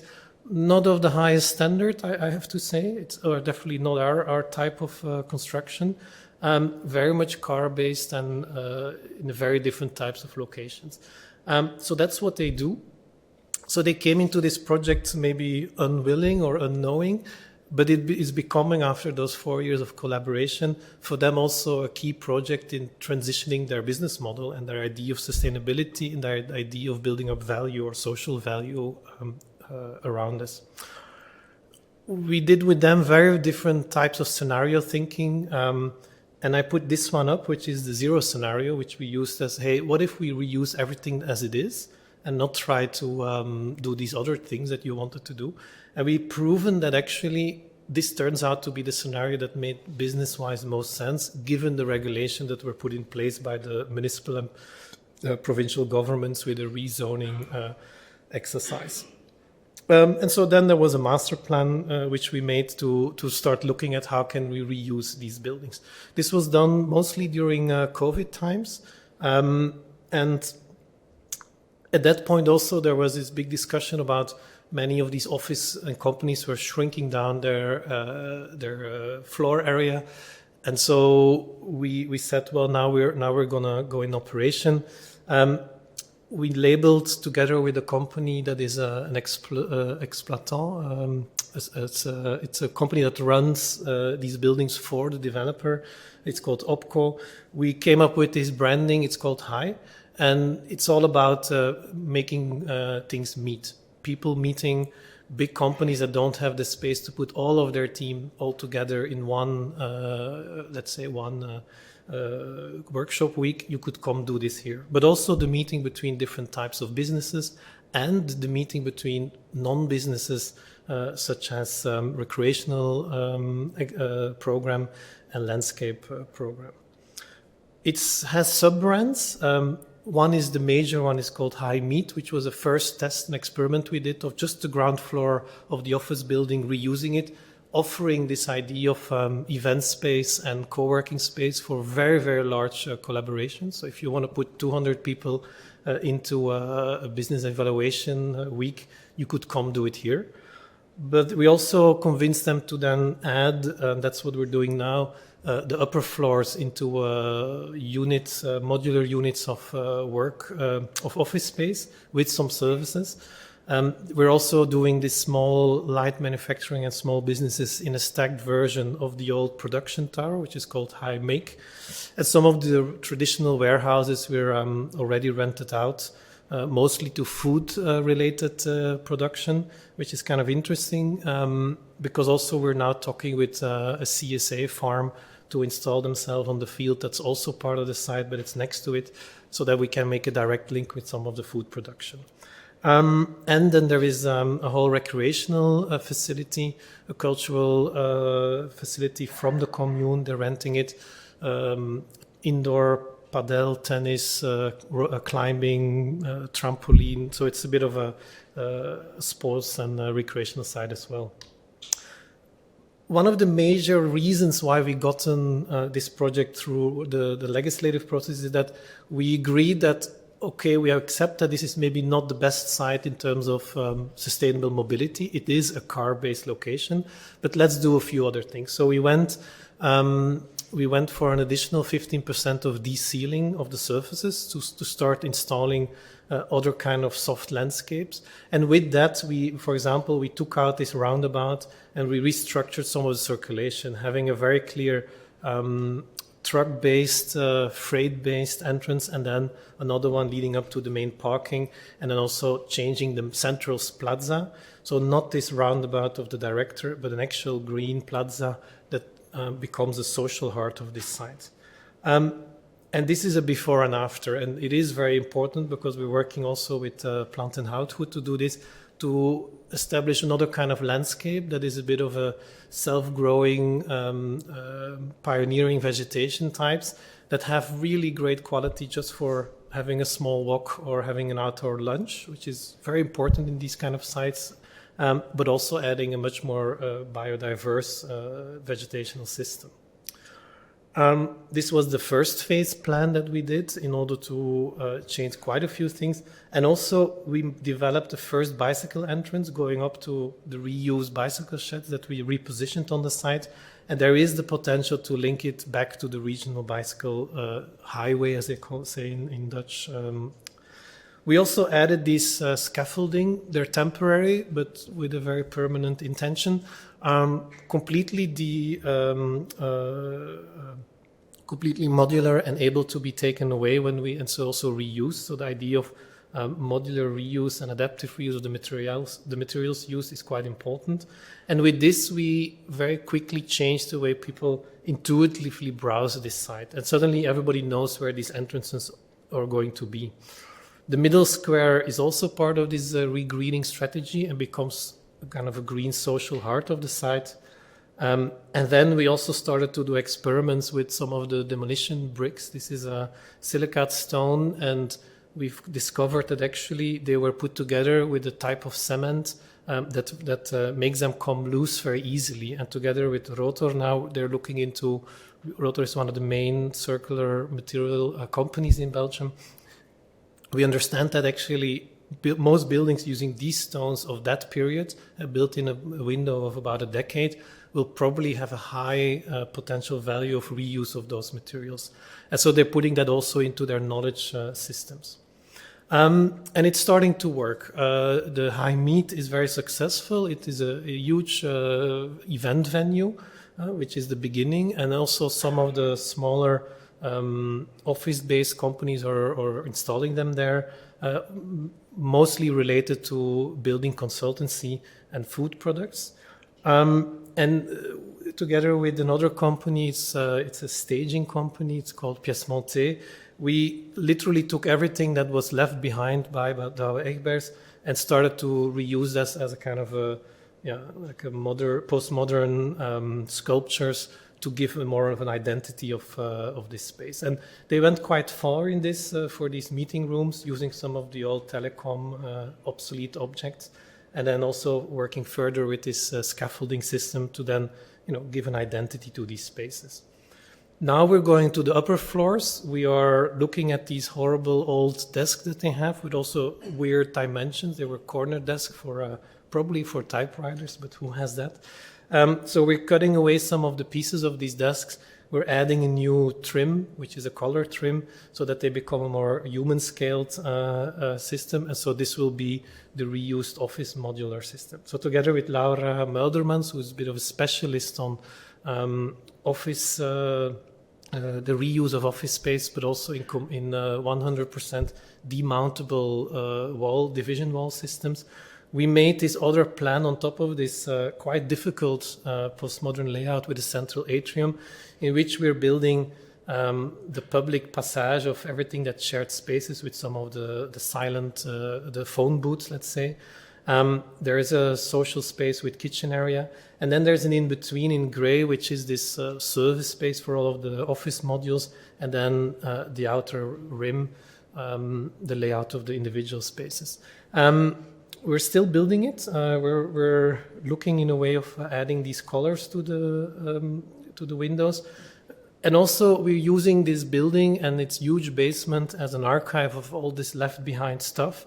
And we're doing on-site idea workshops with what can we do to make these kind of new office furnitures without having to bring in additional stuff. And so, for example, there is our prototype of the table on site. Then we're using these old office systems to make kind of lighting fixtures. This is a completely reusable drywall system that you just use tension to secure them, so we're not screwing anything there. And it's also rented, so we're not owning it. It can be taken out by this company again. Same thing with the computer floors or the raised floors. We found a company that installed them. They're still in business, and they are just replacing the carpet tiles as we need them. I know in the States that's a more common practice to do that. And now we're working on the what we call the high make, this production tower business, in which we're luckily to have this huge stack of spaces. Structurally, it's quite intriguing because it has this brutalist concrete casing of the ceiling, major columns, and then a self-supporting facade. And this is also how we found it. So the machines were already taken out because the value of the metal was quite high. So Douwe Egberts sold most of their installations, leaving behind many of these accidents of old openings in the ceiling and then these kind of structures we put in to start closing them up. We said, okay, we understand that certain things have been taken out. Let's take out a few more of the intermediate mezzanines because they were obscuring the way one could reuse these floors. Then use the system of how the design was made as a modular opportunity to offer certain types of units. We cannot go below 200 square meter units. That's also a legal thing from the zoning law. And then we added a few elements, mostly reused elements, to start adding a canopy for loading and unloading, a new passenger elevator, the renewed freight elevator, fire egress stairs, and so on and so on. And so from that, we're transforming this building, which by itself already has quite some beauty, into this. We're opening up some of the facades to give daylight to these stacked units. We are looking into making the rooftops accessible so they can have an additional social space function. It's actually also the best terrace view in this area. And then we had to start putting in these additional concrete supports to be able to start cutting into the concrete hexagonal facade channels. And this is, for example, the reused silicate brick for which we did a little experiment outside, which is now becoming a park bench. But this is the real thing in order to provide in the system of the existing stairs and freight elevator the new human center vertical transport, including also everything that's toilets and dressing rooms. And so on the front, we're replacing an old canopy that was somewhere behind in the backside of the building, becoming the new front of the building. And the way it works is more or less like this, that it has a central corridor linking all of the vertical systems. Could be sliced up into 4 units. We're now looking into reuse material of the partition walls for that building coming from a demolition site in the center of Brussels. So that we can actually give these modular units to different type of manufacturing interest. Some of them are coming from, so there's 2 or 3 that are ready to sign. One is like a stage set builder, which has this interesting combination of actual production, but also quite refined work and a highly skilled labor. They also rent their offices in the other building so that we're not getting this thing mixed up with small offices into these productive units. This is the labor that we did to start finding and sorting out these bricks and then laying it out to reuse. So more or less the building itself is its own material harvesting. And then on the top of the roof, the new balustrade or the parapets will be also this old system of channels that we're reusing of the facade, but then as a vertical one.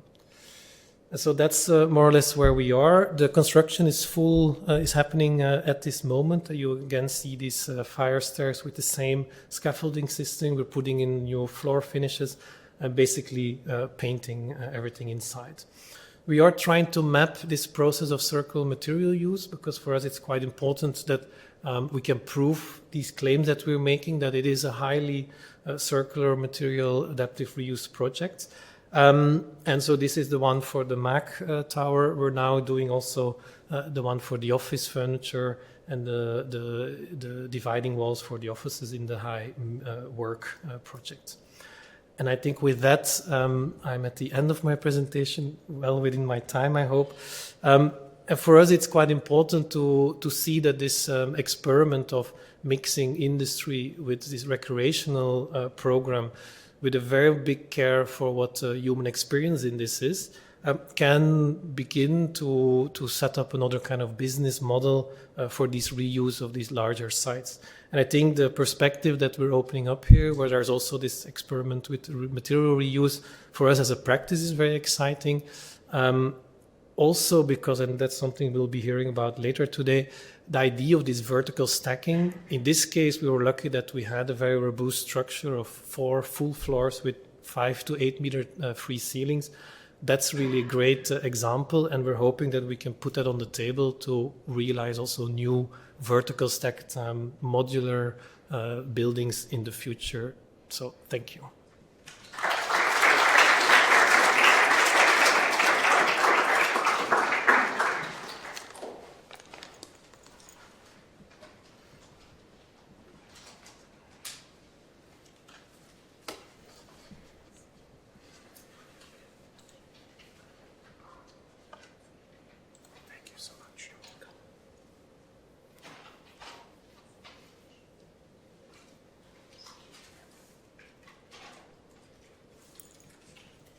Hi, everybody. I'm Charlie. As Christian mentioned, I'll be your resident hipster baker for the day. Thank you, Nina. This is the first time we've ever kind of looked at our business through this lens, so it was a really fun exercise for us. And I hope it's interesting for you all too. Quick little origin story. So in 1975, my dad started a used bookstore down the street at 1082 Chapel Street called Atticus. He was a lawyer. He was terrible at it. And I've cleared these jokes with him. I tell them all the time. You won't get offended, I promise. No, I didn't invite him, though. So he started a bookstore in 1975, and he legitimately hung out there so much that by 1981, we had to put a cafe in there for him to have coffee and food.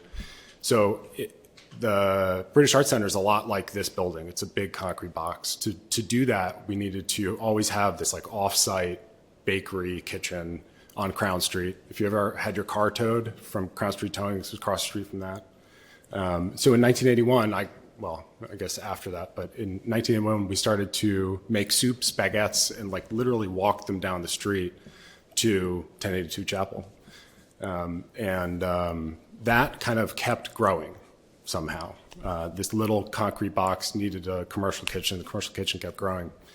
We started to wholesale our bread, and in 1996, we started something called Chabasa Bakery over on East Street. And then in 2002, we moved into about 40,000 square feet over on James Street, which is about a mile away in Fairhaven. So this is my dad. That's Willie Bell. So he's a Yale art student graduate. He's worked for us my entire life. Maribel Rodriguez is our production manager, and Arturo Jimenez is one of our line supervisors. I say one of the more interesting things in my career is becoming people's bosses that knew me as a baby. And I have a couple loaves of bread, so if anybody laughs at my jokes, I will bribe you and give you a loaf of bread. What do? We make bread. It's artisan bread. It's really, that's kind of the easy part, but I'm going to tell you a little bit about how we do that and the fun we have along the way. So yeah, fresh and frozen, wholesale artisan bread. That means we put stuff in a box that's fully baked, goes on a truck, it goes to third-party distributors or retailers. So if you go to the Wegmans at the Navy Yard, you can buy our ciabatta rolls there. We go through we have 170 employees between the two companies. It's about $12 million a year that we spend on payroll, benefits, and all the ancillary spends. And we go through about 25,000 pounds of flour a day. So there's this big truck that comes up, dumps 50,000 pounds into a giant cloth bag, and we go through that truck every 2 days. And so yeah, in 2022, we became a certified B Corp. And this is the Wegmans rolls coming off the end of our tunnel oven. So B Corp, who knows what a B Corp is? Okay, great, cool. I don't have to explain that. Fantastic. So we've always been this like very opportunistic and community-minded company, but being a B Corp really helps us formalize like how we hold ourselves accountable to spend the aforementioned labor spend and ingredient spend in ways that consider people, planet, and profit. And some of the ways that we've done that or dabbled in the past is, so my dad had this idea that we should like feed our employees. There's this like plot of land behind the bakery. My mom created a garden, planted the whole thing with cherry tomatoes, and then just kind of left it. And if you've ever had a garden with one cherry tomato plant, you know it's a lot of work. If you've ever had 50 cherry tomato plants, you know that you're in big trouble. So New Haven Farms became this kind of like idea to feed our employees, and then it became a thing that needed a farmer, and then it's a thing that needed like a revenue stream to pay for a farmer, and eventually became a diabetes prevention program through Fairhaven Community Health Clinic, where somebody actually goes to Fairhaven, gets a script for food every week, and they have to like attend a farm meeting, learn how to cook a kohlrabi or what a kohlrabi is, and then they get their farm share. In 2016, we did something called Bread Breakers, excuse me. So this was an attempt to get people in 2016 to start having conversations that wouldn't normally have conversations. It was tough, just getting people from different walks of life into the same room, like New Haven's, kind of all one school of thought. And, I think we still aren't having these conversations as a community, and we need to be having them so that we can kind of, from 2024 and beyond, hopefully have slightly better leadership or consistent leadership. So in 2019, we did something called Grain Gab out at West Campus with this guy, Justin Freiberg. If you ever had a chance to work with Justin Freiberg, I would highly recommend it. He's an amazing human being. He, like from scratch, turned if you ever get to go to West Campus, he turned West Campus into a place where people could get together and have fun. This is Andy. I'll tell you a little bit more about him later. But Grain Gab was the culmination of a bunch of years of me being able to kind of gallivant around the West Coast, like hanging out in wheat fields and eating cool food and going, okay, why can't we do this in Connecticut? And I came back and met Andy, and we grew wheat in Connecticut. So 45% of Connecticut's ag is nurseries and greenhouses. Right behind that is commodity dairy and corn, and the corn is to feed the cows. You've probably never met a dairy farmer. I've met one, the Bass Family Farm in Scotland, Connecticut. And you probably haven't met them because they work 18 hours a day. The gentleman in the truck is the brother. So he couldn't get out of the truck because he spent his entire life milking cows. So this was a really fun exercise. We grew about 8 tons of wheat on their farm. It was like semi-successful. The long story short of this is somebody should build a mill in Connecticut or somewhere close to here, and to create a market for farmers who want to grow grains locally. Thrall Family Milling has figured that out up in Windsor. So if you've ever kind of driven to Bradley Airport and you missed those red tobacco barns, that's Thrall. He took them down so that he could grow various grains and then malt them. Malting is the process of like actually sprouting something so that there's more available sugars and then toasting them and it goes into beer. So he's got this cool value add system around grains.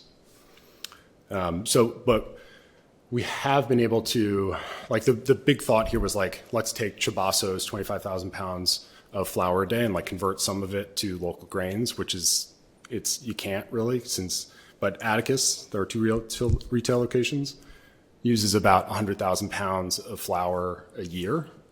Not as much, but still kind of significant.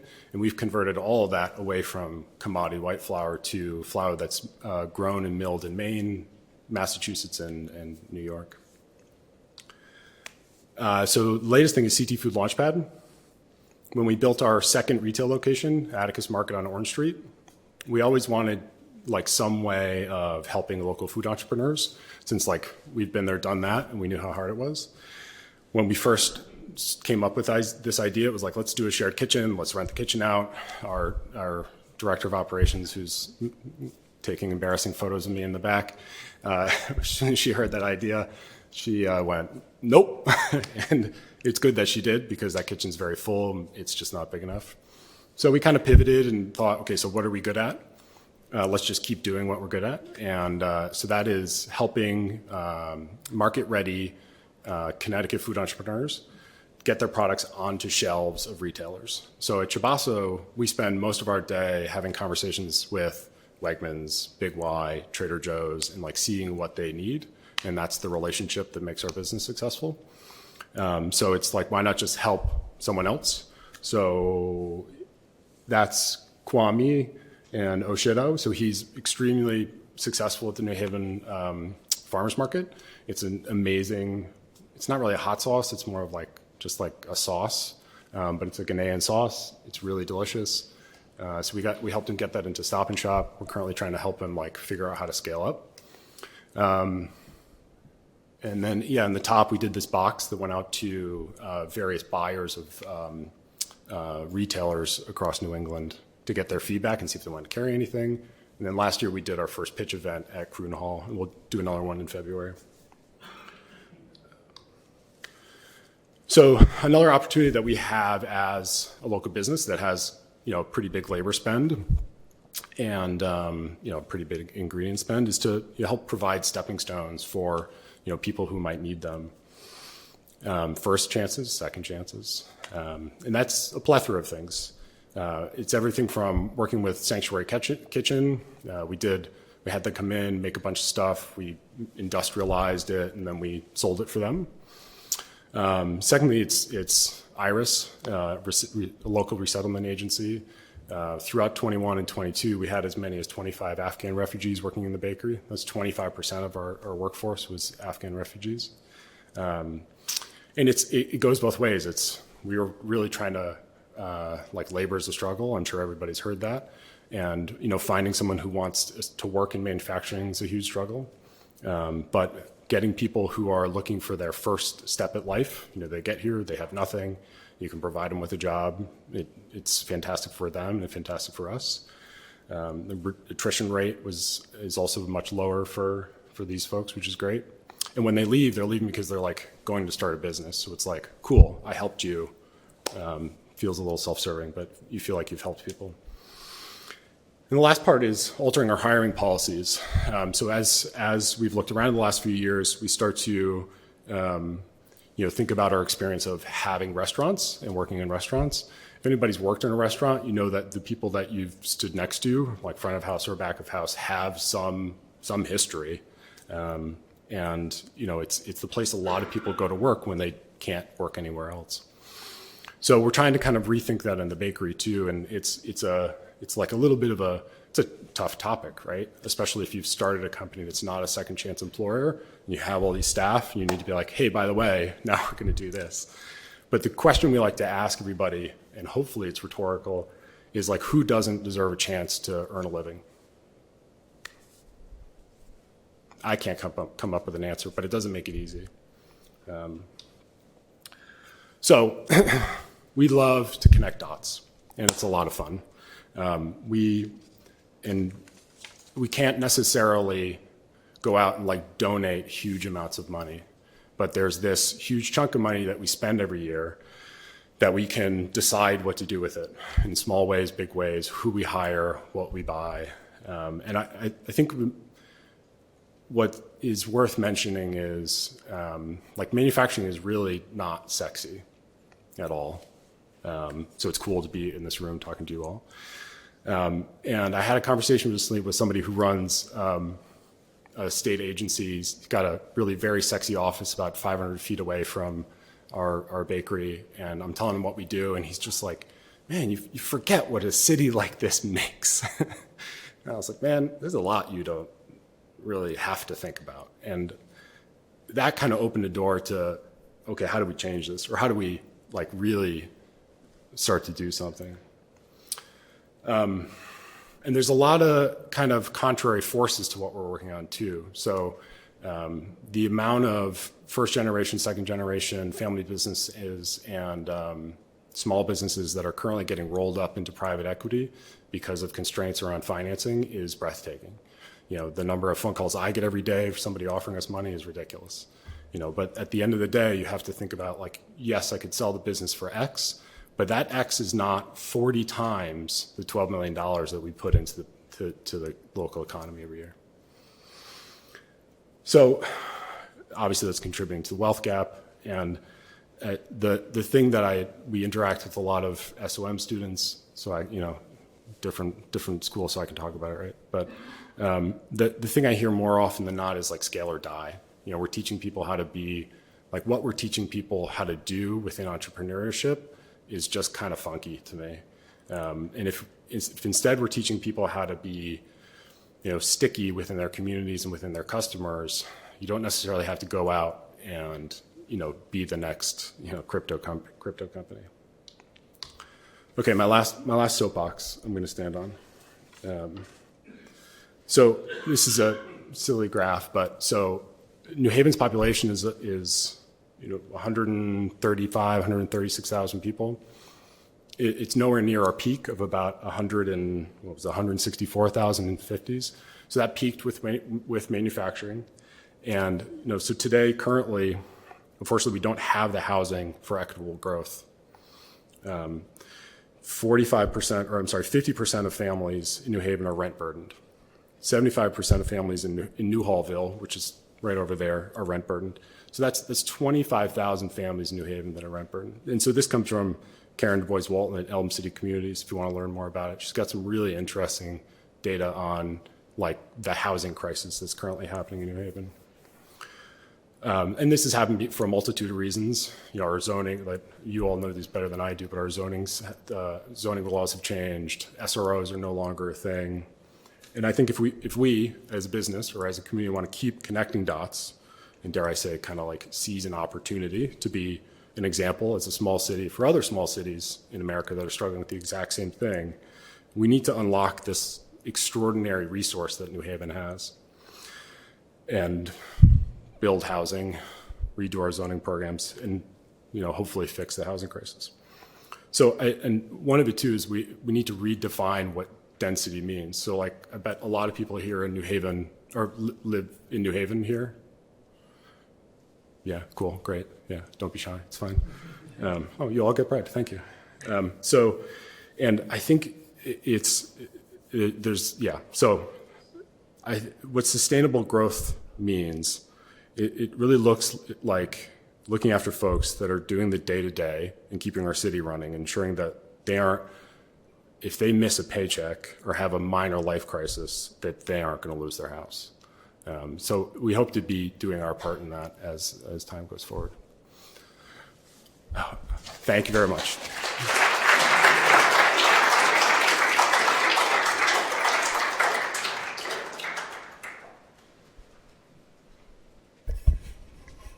Thank you both. Next, we're going to have a roundtable discussion with the 5 previous speakers. Abby Hamlin will be moderating. She is, was a former Bass Fellow here at the School of Architecture. teaching on the topic of the Brooklyn Navy Yard during COVID times. And she also is a woman-owned real estate development company in New York called Hamlin Ventures. So welcome to Abby. She's going to say a few words, and then the panelists can come up and she has questions for them.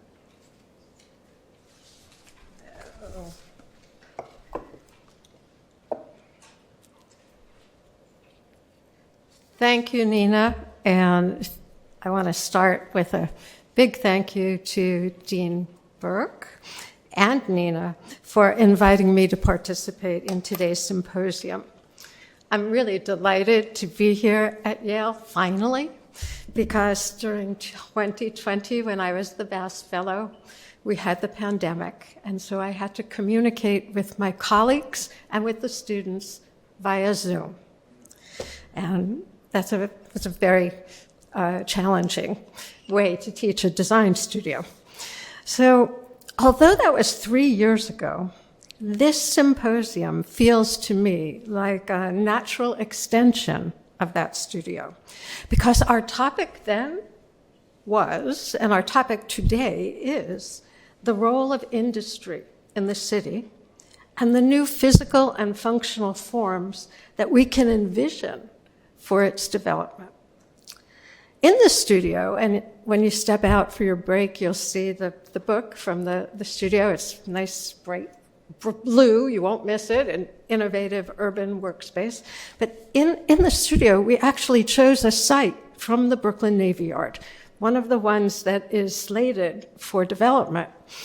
And the students were asked to consider what type of workspace they should design a building for, what types of businesses they should target for that building, as well as how the building should be designed. And they were offered the option of using a hybrid vertical urban industrial model that is one that Nina has developed for all of us in so many ways, and is part of the Brooklyn Navy Yard's master plan for the site. Or they could come up with their own ideas, development ideas, and designs for the site. Well, interesting, as you'll see in the book, no one chose to do a hybrid industrial building. Instead, they all chose to do either an individual industrial use on the site or possibly adjacent mix of uses with some maker space in one building and office space in another. And I think what that reflects is the difficulty that any private developer, since I was bringing the perspective of a private developer, faces in trying to create hybridity in a vertical format. It's both in New York City, you face both regulatory barriers, but more importantly, because I actually think at this point in time in New York, we're talking about programs called the City of Yes, and I think the time to talk about change in regulation is right.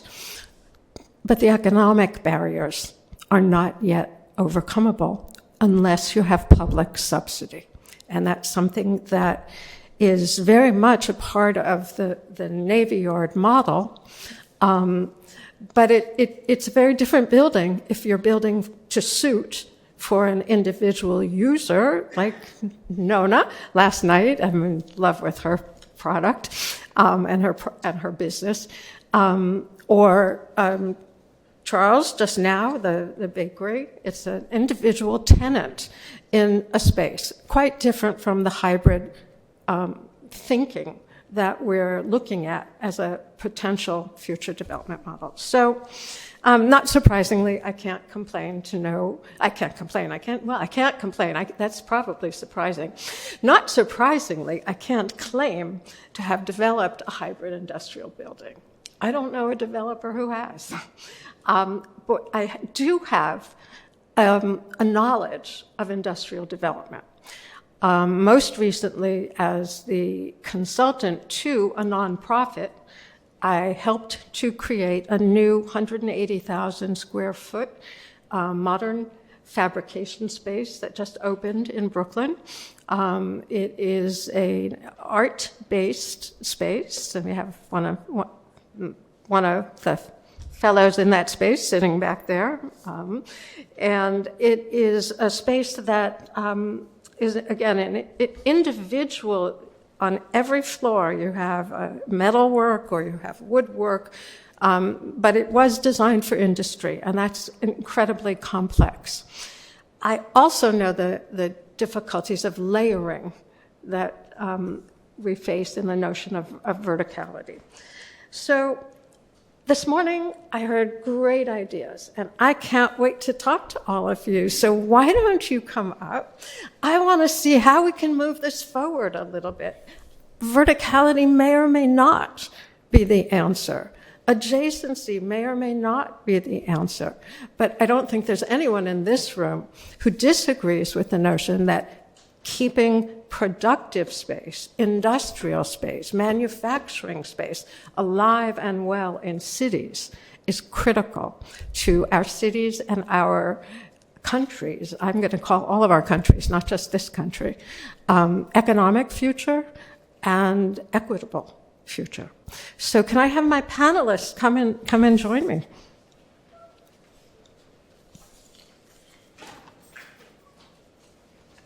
Thank you.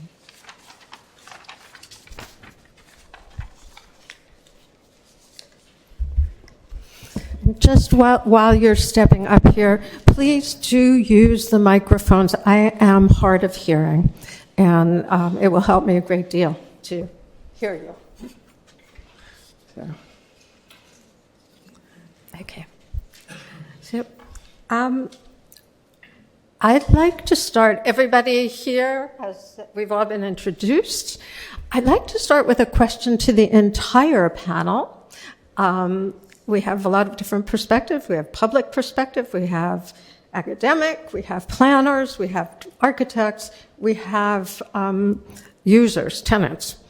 So the big picture that I would like to question you about is the role of the public. I have many questions about the individual projects that you presented, but overall, what is the role of the public sector in helping us explore the idea of hybridity with manufacturing as a space? We have hybridity in cities. In cities we have tons of mixed uses, but manufacturing struggles in cities to stay alive and to thrive. What do you see the role of the public? Does anyone want to start that? Any of our public? Yeah, Lindsay. Okay, great. This is working. I think one of the fundamental struggles, particularly in cities like New York, and I think we just sort of have the extreme version, is the cost of the real estate, and there's so many pressures on the space, and cities can't expand infinitely. And I think one of the things I often say is that the most successful industrial business can never pay the same amount of rent as an office tenant, like a law firm or someone, or even like a creative agency. And neither of those folks can often pay as much per square foot, depending on the location. You know, like Park Avenue is a different set, but certainly in a place like Brooklyn, the pressure on an office tenant is still, they can't afford the rent that like an apartment could be, and that's because we build very expensive apartments, because the whole premise is based on highest and best use is always a luxury apartment. And so the public has a lot of different roles to play, or the government in trying to maintain that balance. You know, the Navy Yard has a lot of its magic because it is city-owned. I'm not an elected official, but I get my job at the courtesy of one. And we cover all of our operating expenses from the tenants who pay us rent, but we exist to have that rent be deeply affordable and always be way less than you could get if you had to leave our walls and go out in the world. And so I think that we are always thought of as like a safe haven, And there are other large city-owned industrial spaces around Brooklyn. One of my colleagues is in the back from Brooklyn Army Terminal.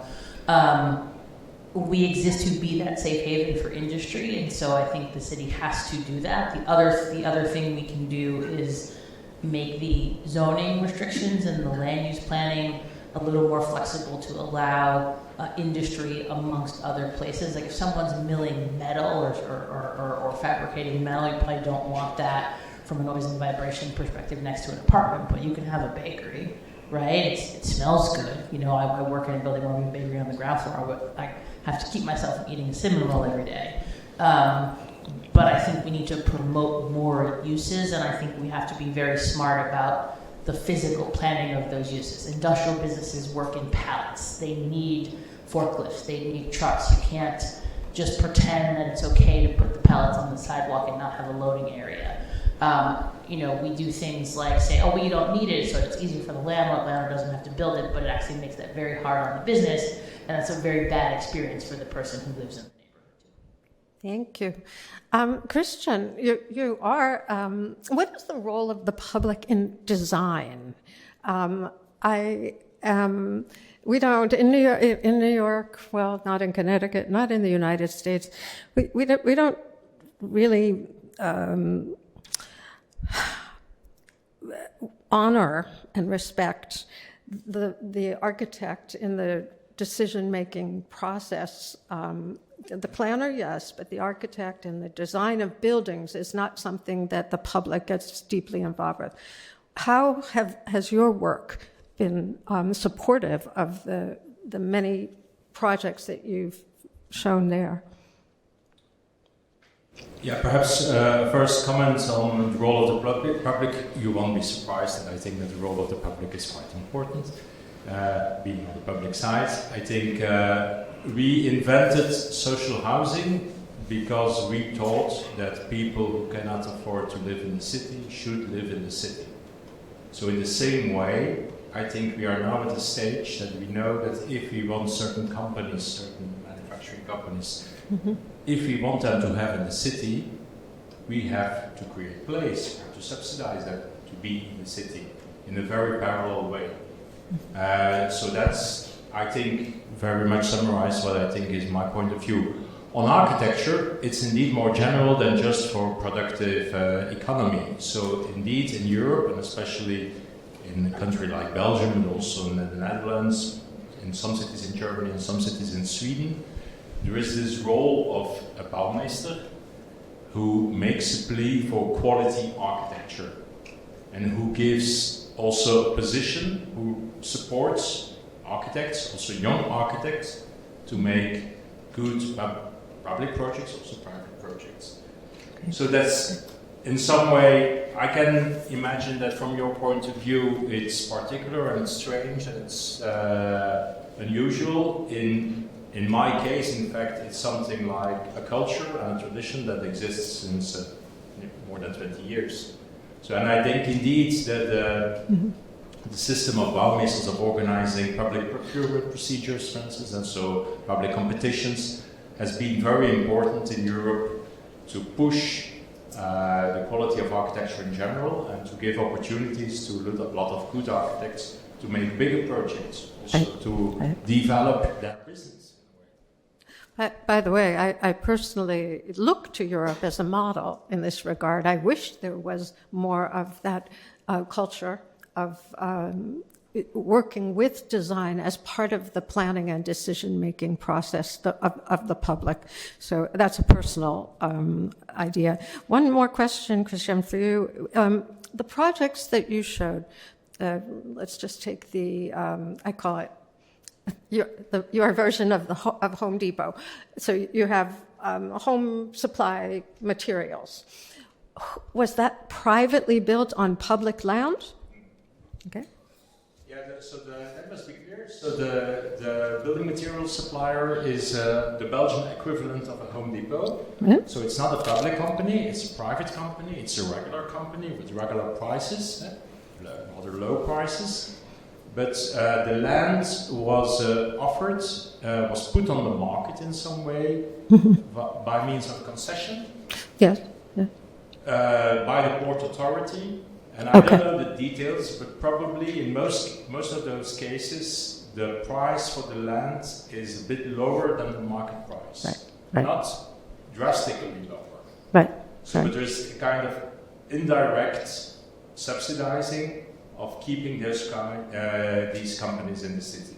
Okay. That's exactly what I told about. So that's why social housing is subsidized as well. Okay.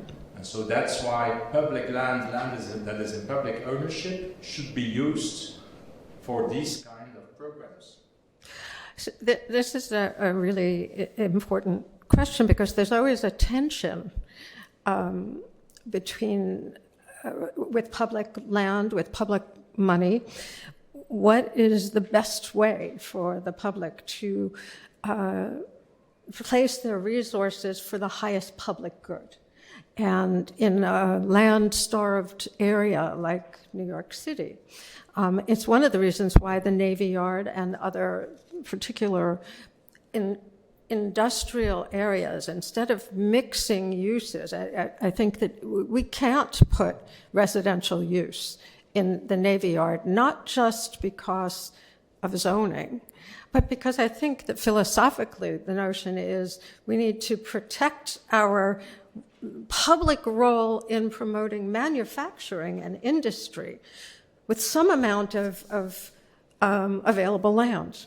We also have, at the same time, the struggle to develop enough affordable housing. We have huge crisis in affordable housing at the same time. So there's this tension always in the public. And I wonder when, and then I will move on to some others here, but just the whole canal land along, and also, Giovanna, the land in the terminal, the central terminal, it sounds like there was a port authority in Brussels and that you have a rail authority here, and that working together, the city and the rail authority are determining what uses should go onto their property.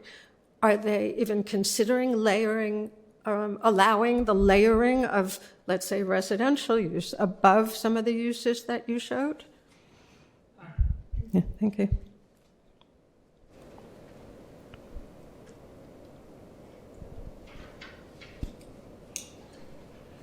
Thank you so much. So, interesting question, because actually the railway company acts as a private developer through his sub-companies dedicated to retail.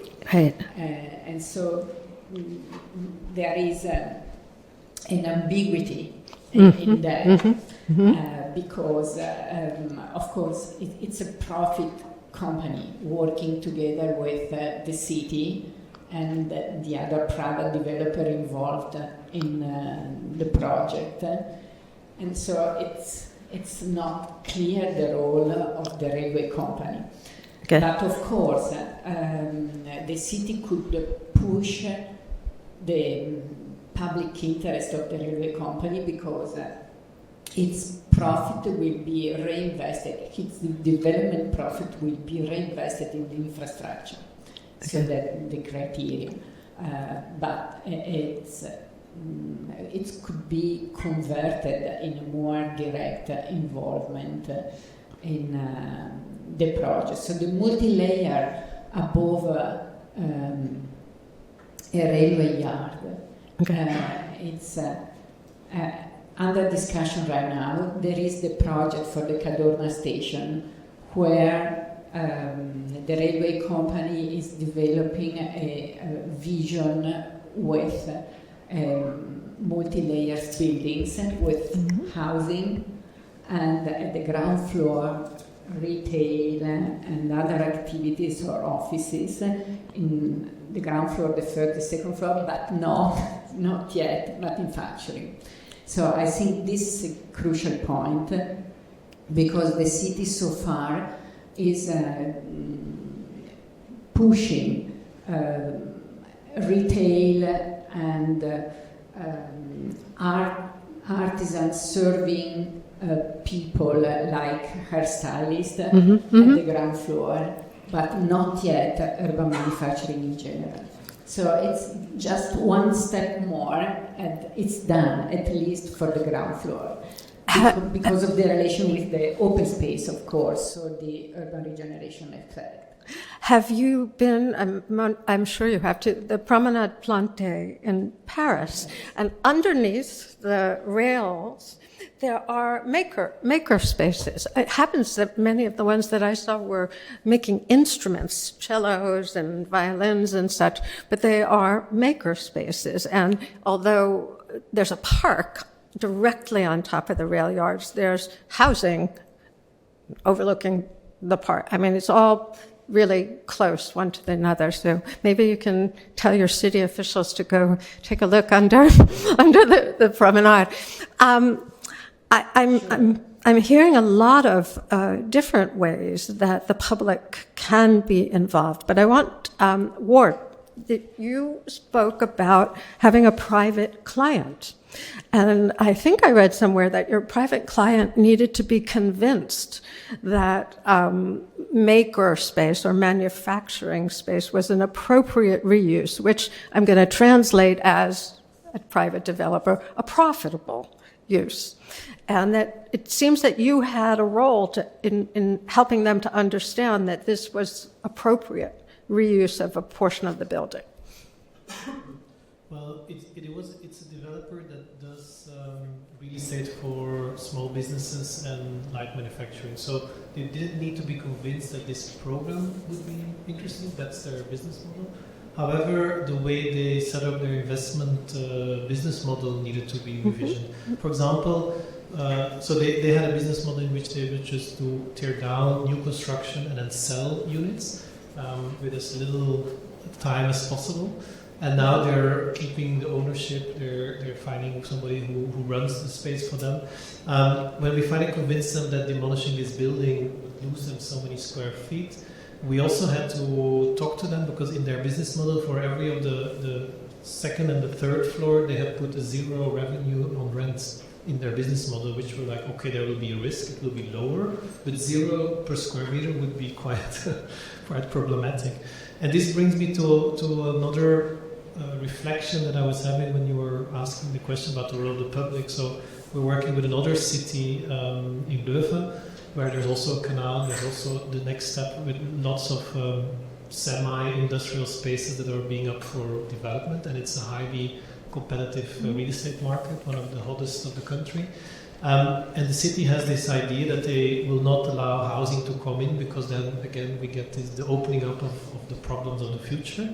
And in the idea that how can we control that these spaces will still be productive in 20 years or 40 years, we're talking with them in spatial planning to look at other opportunities. And I think, for example, the social housing comparison is maybe one way of doing it, but I think the rent control is a quite interesting one, where you have to build in tools which you can guarantee that these rental prices will remain at an accessible level for these kind of businesses. And so how do you do that? So city looking at maybe taking a stake in the ownership of the co-ownership of the site, community land trust ideas, actually asking for a certain amount of units to be given to them and that they can use at leisure. So rather than a city tax, they ask a spatial tax, physical space.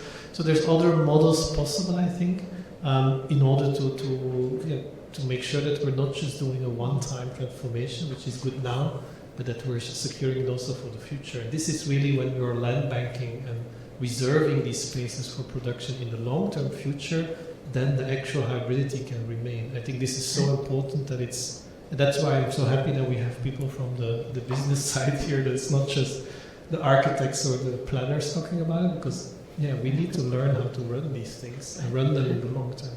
Right.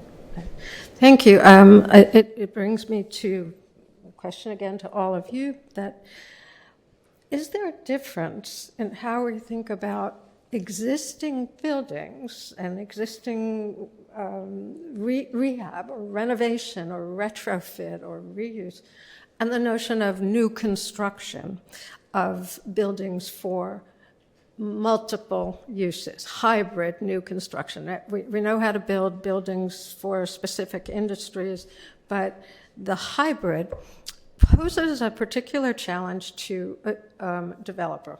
The hybrid, for a speculative developer, you're making a decision, am I going to add those extra floor load? I'm going to do 250, pounds of live load. Am I going to do 30-foot ceilings? Am I going to do extra wide column spacing? That's in new construction.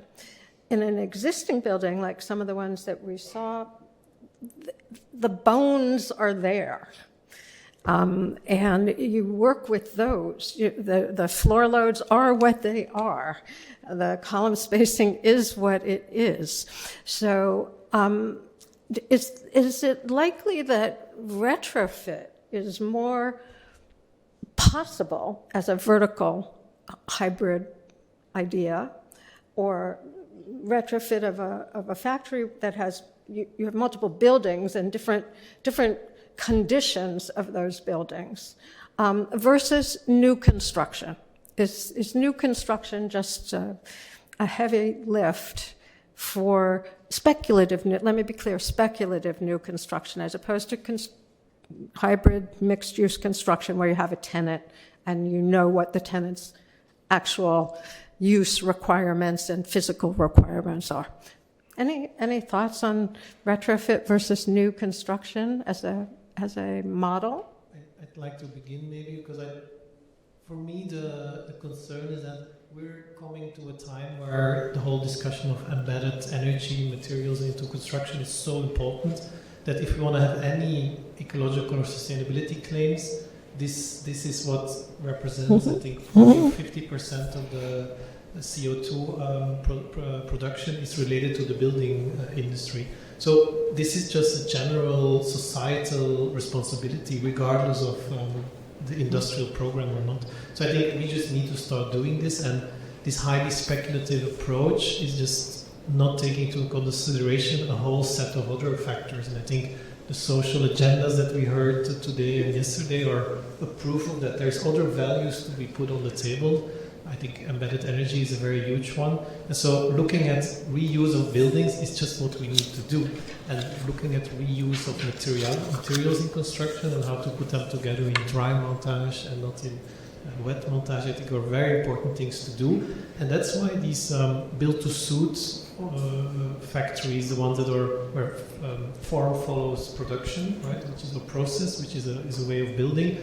I think, it has produced really exciting spaces that are very, very dramatic and one-offs and, almost monuments of a certain thing. But I think when it gets generic and when it's not trying to do that, it has a way longer life, a shelf life, let's say, or lifespan. I think this is for us as architects, it's another mindset. And I'm sensing this transition very much in our generation, so I hope that we, for me, that's somehow I would respond. Okay, great. Christian. To be really specific, so we are currently changing the building codes in Brussels, and before, if you want to demolish a building and build a new building, no one was asking questions. It's okay, just make a new project. The building codes will be changed in the sense that now you will have to prove that there is no other solution than demolishing the building, so that you cannot keep the building. We will be asking carbon bilan, carbon calculation for buildings larger than 1,000 square meters, and a long life cycle analysis comparing new building with transforming building. Mm-hmm. So, to rephrase what Wart was saying, but expressing it in fact in reglementation, I think it's coming up, and so it will become standard in something like 5 or 10 years. Concerning reuse of buildings for productive activities, honestly, I have the impression that for the developer it's twice the problem, because they are not used of transforming the buildings instead of building new and then having all this complexity of more difficult programs. So I cannot, there are some examples in Brussels, but very, very few of existing buildings that have been reused for that kind of program, changing the program of the building. So the focus for reuse in our case is more on office buildings, the banal production of office buildings of the 1960s and 70s that are being transformed now in housing. And so I think that is the first goal. Go I ahead, guess Charles. just from like the very tactical owner-occupied point of view, you know, the new building's a fantasy, right? So we bought a building for $1 million in 2001. If we wanted to replicate that building today, I think we have it insured for like $20 million. So it's, you know, it's nothing that our business could ever sustain without an incredible debt burden. And like we went in there not really knowing what we were doing, and we've redone it, you know, probably 40 or 50 times. So it's, and having built restaurants too, everybody's like, where do you want this outlet? And you're like, I don't know where I want that outlet. Are you kidding me? Like, let me move things around. So I guess from their perspective of, you're not going to get it right from new. So you might as well choose something old.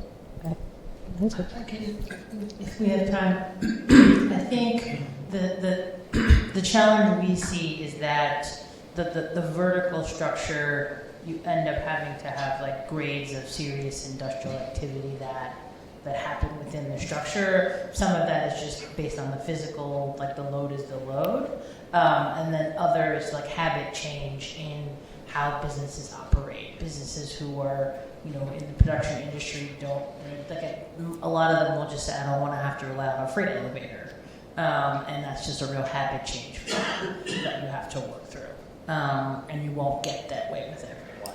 And I think the other thing is that when we see what our future of manufacturing looks like, if it's smaller, if it's niche, it's higher tech, they have different mechanical needs. They need more power often than what the building is built with, or they need more water depending on what they're doing, and then they need different HVAC treatments to evacuate whatever it is they're doing. So that adds a layer of complexity for touching up an older building, and then we're trying to do the extra step of saying we would also like to make our building more sustainable, even though it's been standing, and that is an extra layer of complexity because, you know, the world is trying to innovate for sustainability, and you can't use new materials on an existing building as easily. But the other, all the systems that are there, trying to get those to be functional for that space is very difficult. And so I think you might end up having to do a little bit of both. The slice of, I'm going to build a brand new vertical, multi-tier, multi-tenant industrial building is probably on the fringe, right? I get that. It has happened in a few places, but as we've been researching our master plan, it's probably, you know, maybe you can count it on two hands, probably one of where this has been done well. Thank you. Silvana, go ahead. Yeah, I have a couple of examples from the speculative development point of view, one in Milan and one is Rome, a consultant by CBRE.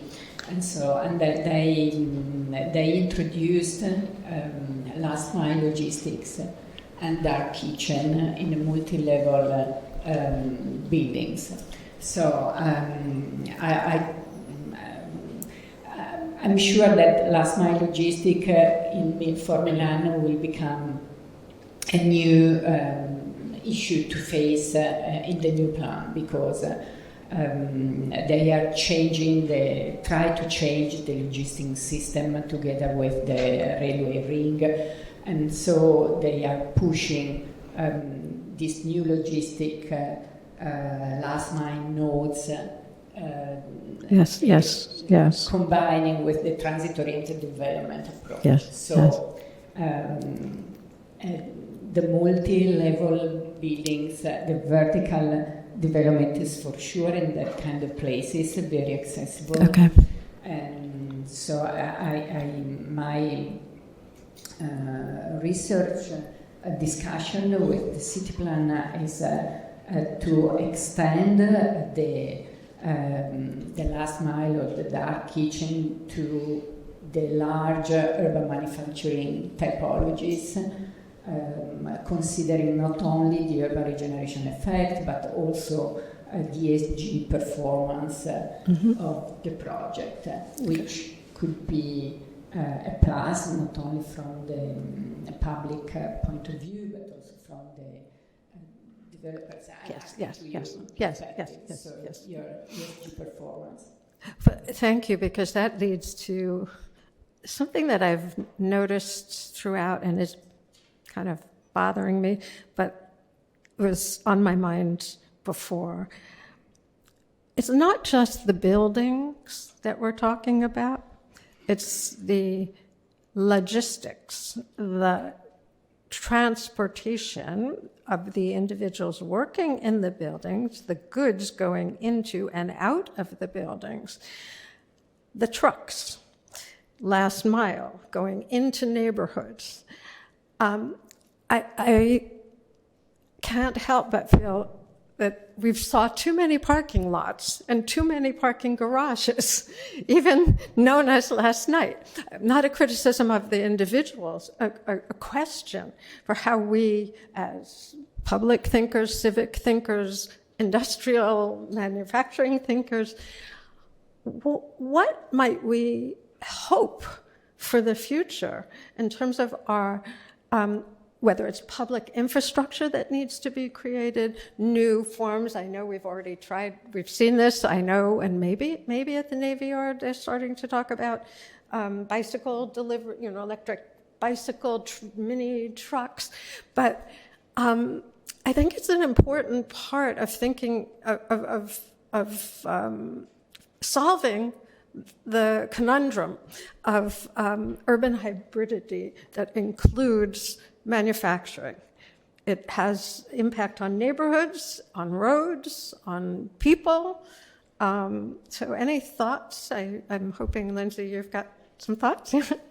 Yeah, so I think we're on the water, and the whole footprint of the Navy Yard it's a mix of land and water, but there were like inverse, where there is land now was previously water, and vice versa. So we have a lot of resiliency issues, and so for us, with our new construction, and even as we think about our current buildings, our ground floor spaces are very susceptible to flooding. Almost all of the different flood maps, whether you're talking about the 10-year storm or the 150-year storm or the 100-year storm, and is that today's or is it 20 years from now, whatever, there's flooding throughout a large chunk of our campus. And so we probably do the inverse of what we saw in some of Kristen's renderings, where the parking is on the ground floor because it can be flooded out. And you aren't going to be damaging the equipment and the goods of whatever is being produced above. And so we deliberately planned for that. But at the same time, we sought a land use and zoning change to enable us to build not as much parking as might otherwise be required for the scale of buildings we're talking about. So I think there is a role for parking. I think the last thing I would say is, because of the way cities developed and where manufacturing space was, manufacturing spaces are often, existing ones are not near public transit and are not well served even by bus lines. And so we have a shuttle system that we run that goes to the public transit that costs us several $1 million a year to operate, and we still don't operate it on the weekends. And so you have to be making those investments, but I don't think you can totally get rid of the cars, because the production spaces are not near where the transit is. And building more transit, unless we're leaning into very different types of transit, I think is very difficult to contemplate. Great. Think about the barge basin for Kent. That was one of the things that the students were fascinated by. There's a barge basin that goes right into the East River on the site that is being explored by the Navy Yard for future development, and it's maybe there's some form of transportation where things come in and out. Yes, sorry. For goods mobility, yes, we see some increasing interest for having the goods move in and out via water, and so that is also an option. And it's also come up, we have a lot of offshore wind activity in New York City, and those folks need to bring their cables in from offshore and connect into something that is waterfront adjacent. So it's not active in terms of moving freight, but there are maritime uses that people are exploring, yes. Great. So, Charles, a question for you. Don't mean to put you on the spot here, so feel free to say I'm not answering this one. When we did our studio here, We had one of our guest speakers is a gentleman named Justin Garrett Moore, who is currently he's at the Andrew W. Mellon Foundation. And he challenged the concept that jobs, quality jobs, that's the word which, by the way, I served on the board of the Brooklyn Navy Yard for about 7 years prior to Lindsay's arrival. And we often talked about quality jobs. And it's clear to me, as far as I'm concerned, you're a hometown hero here with the jobs that you're working with and creating, and with the way in which you're thinking about the employees. But Justin challenged us. He said, for equity, you really need to go beyond jobs. You need to reach for wealth, which means ownership. So how do you feel about that statement? Yeah, I think I generally agree with it. I think there's a lot of different ways